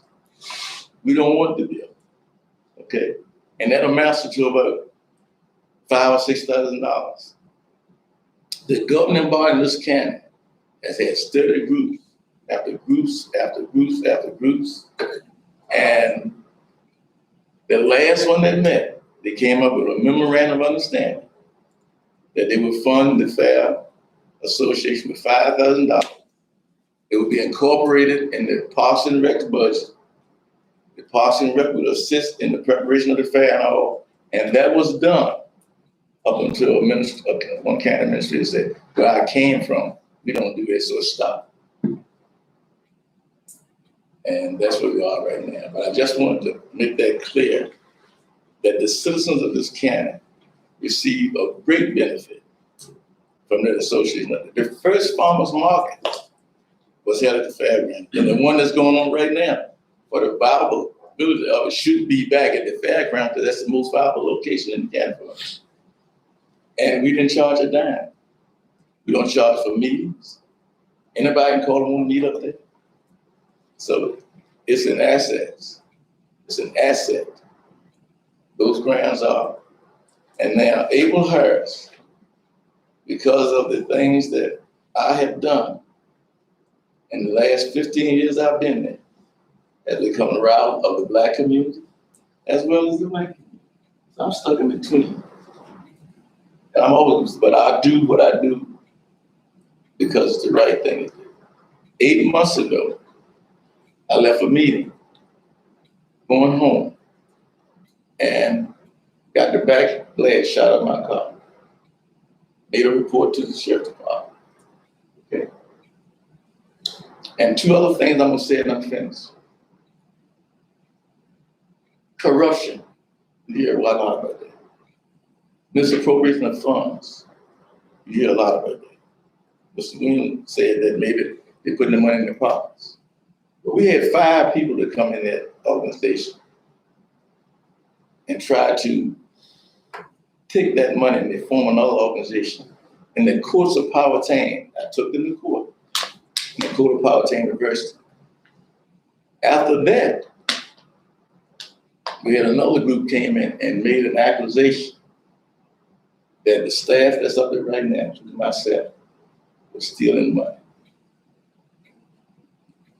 Well, we took them to court. And we prevailed. And as of right now, there's a $3 million lawsuit hanging over those individuals in favor of me that I will never execute because they don't have no money. But they won't make that statement again. The staff that's up there right now, the county has had the opportunity to review the books. Matter of fact, Carolyn Stevens got our books and went over thoroughly, found nothing wrong. We've had several companies that want to come in to do stuff up there to make the place really profitable. But until last year was the first time where the governing body of the county really led somebody to us and we got a grant for $3,500 to put lights up. So that did happen. So I feel comfortable that what I've done in the last 15 or 20 years is moving in the right direction. And I hate to see the governing body of the county just shut it down, don't support it, because it's Powhatan County Fair. It's not the Fair Association Fair. The fire department supporters, the rescue squad we have to pay to come up there, the sheriff department supporters, the state police department supporters. And I'm not gonna be there much longer. And what takes place, I got you. What takes place when I'm gone, I have no control over that. I'm praying that I would have set a foundation solid enough so this wall of racism will kind of skimble and fall down. And the governing body of this county step forward and support that, those premises up there like they should, so it will be what it is. Thank you. Thank you, Mr. Harris. Anybody else wishing to come forward to speak? I'm gonna sit in the coffee chair too. My name's Joanne Vico. I live at 2762 Maidens Road, and I come to speak on behalf of the library board. I know it's tough. My husband watches that closing bell and power lunch, and I unfortunately looked at it before I left, and I sighed deeply. I didn't cry. I'm not crying, only at sighing. but it's sad. I know this year probably is not possible, but I just wanted to make sure that people were aware just on the increased demands on the library. Mr. Williams was kind enough to come to our meeting last month, and he even found we do some things he didn't realize we do. You know, as the county's growing, we are the only place where they use faxes, and they can do copies where they don't have to go all the way into, you know, Chesterfield. And unfortunately, those machines seem easy, but people need help. We're doing test proctoring, which I know Mr. Williams was surprised at. More and more people are taking online courses, but when they take the test, they have to go somewhere. Now, we don't have to stand and really watch them every minute, but they can't take it from at home. We're getting more and more of that coming in. The internet, I don't have to talk about too much. We used to only capture the people who use the computers in the library. Somehow, you know, the techie person was able to capture the people who are just using our internet with their own devices. More and more people bring in their own laptops and whatnot. And it tripled the amount of how many people are coming to use. I was there one day when one man was there the whole day. He has like his business he's running from there practically because he has a place at home, he just can't get the internet service. The hotspots are nice, but you have to have good cell phone service. So if you have good cell phone service, you're good. Otherwise, that is an issue, and I just wanted to mention that. We have things like the AARP, and because they lost the person who, she just kind of decided she didn't want to do it this year. I didn't think she passed away or anything. They're doing the appointments online. Well, now they service mostly senior citizens. And they come in, they go, how do I do that? Which means a staff member has to help them. We have a lot of programs. The library is in a unique situation where they have a nonprofit that just raises money just for them, the Friends of the Library. So a lot of things, when you see things around the library that are what I call niceties, not really necessary, virtually all those have been provided by the Friends of the Library. The county hasn't provided tax money for those things, bird feeders, plants, all those little nice things. We pay for all the programming, not other than the staff time. So whether it be the summer reading program or the story time or you name it, senior citizen programs, all that's coming out of the Friends of the Library, raising money for the library. So it's just the staff time that's now becoming the crunch. So we're kind of at a situation where we're working on a new business friend. We started Business Friends, which was nice. We have 30 business friends. We're working with the Chamber of Commerce to see if we can get some sponsors for these programs and even encourage that. But we almost can't do any more programs because we don't have the staff to do it. Our children's librarian, who's a certified librarian, goes out to, we have more and more, people moving into the county. They put their children in daycare, and some of the daycares are asking help to how they can provide better, story time type things, literacy things. And she's going out to because they don't have a bus to bring the kids in. So she's going to these different daycares, and she's had to turn down a number of them because she doesn't have the time. So I know that perhaps this year is not the best year. I realize that, but I would like you to keep that in mind. Right now we have 6.75, I think what you said, FTE. The state-based recommendation is for 8.0. So we are behind. Some people have more, but we're not up to that state. They base it on how many thousands of people and so on and so forth. So I just would like you to take that into consideration perhaps in the future, because I know Mr. Williams was saying how you're trying to plan out a few years. If we're already starting to feel the crunch now, where we could maybe have another program, we have the money to have it because the Friends have raised money, but we just don't have the staff to do it. It's kind of a shame because we are getting to the end for that. And that's it. I thank you for your consideration. Thank you. Anyone else wishing to come forward and speak to the board? If not, I'll close the public hearing. Is this the same one? Supervisor comments. Okay. Acting interim county administrator comments. With that, I'm going to make a motion to go into closed session. Would you please read the motion? Whereas the Board of Supervisors of Powhatan County desires to discuss in closed meeting the following matters: discussion, consideration, or interviews of prospective candidates for employment, specifically the county administrator. Whereas pursuant to Code Section 2.2-11A1 of the Code of Virginia, such discussions may occur in closed meeting. Now therefore be it resolved that the Board of Supervisors of Powhatan County does hereby authorize discussion of the aforestated matters in closed meeting. I make that as a motion. Do I have a second on the motion? Second. All in favor? Aye. We're now in closed session. Hi. Bye. Thank you, guys. Karen, can you check and make sure that's all?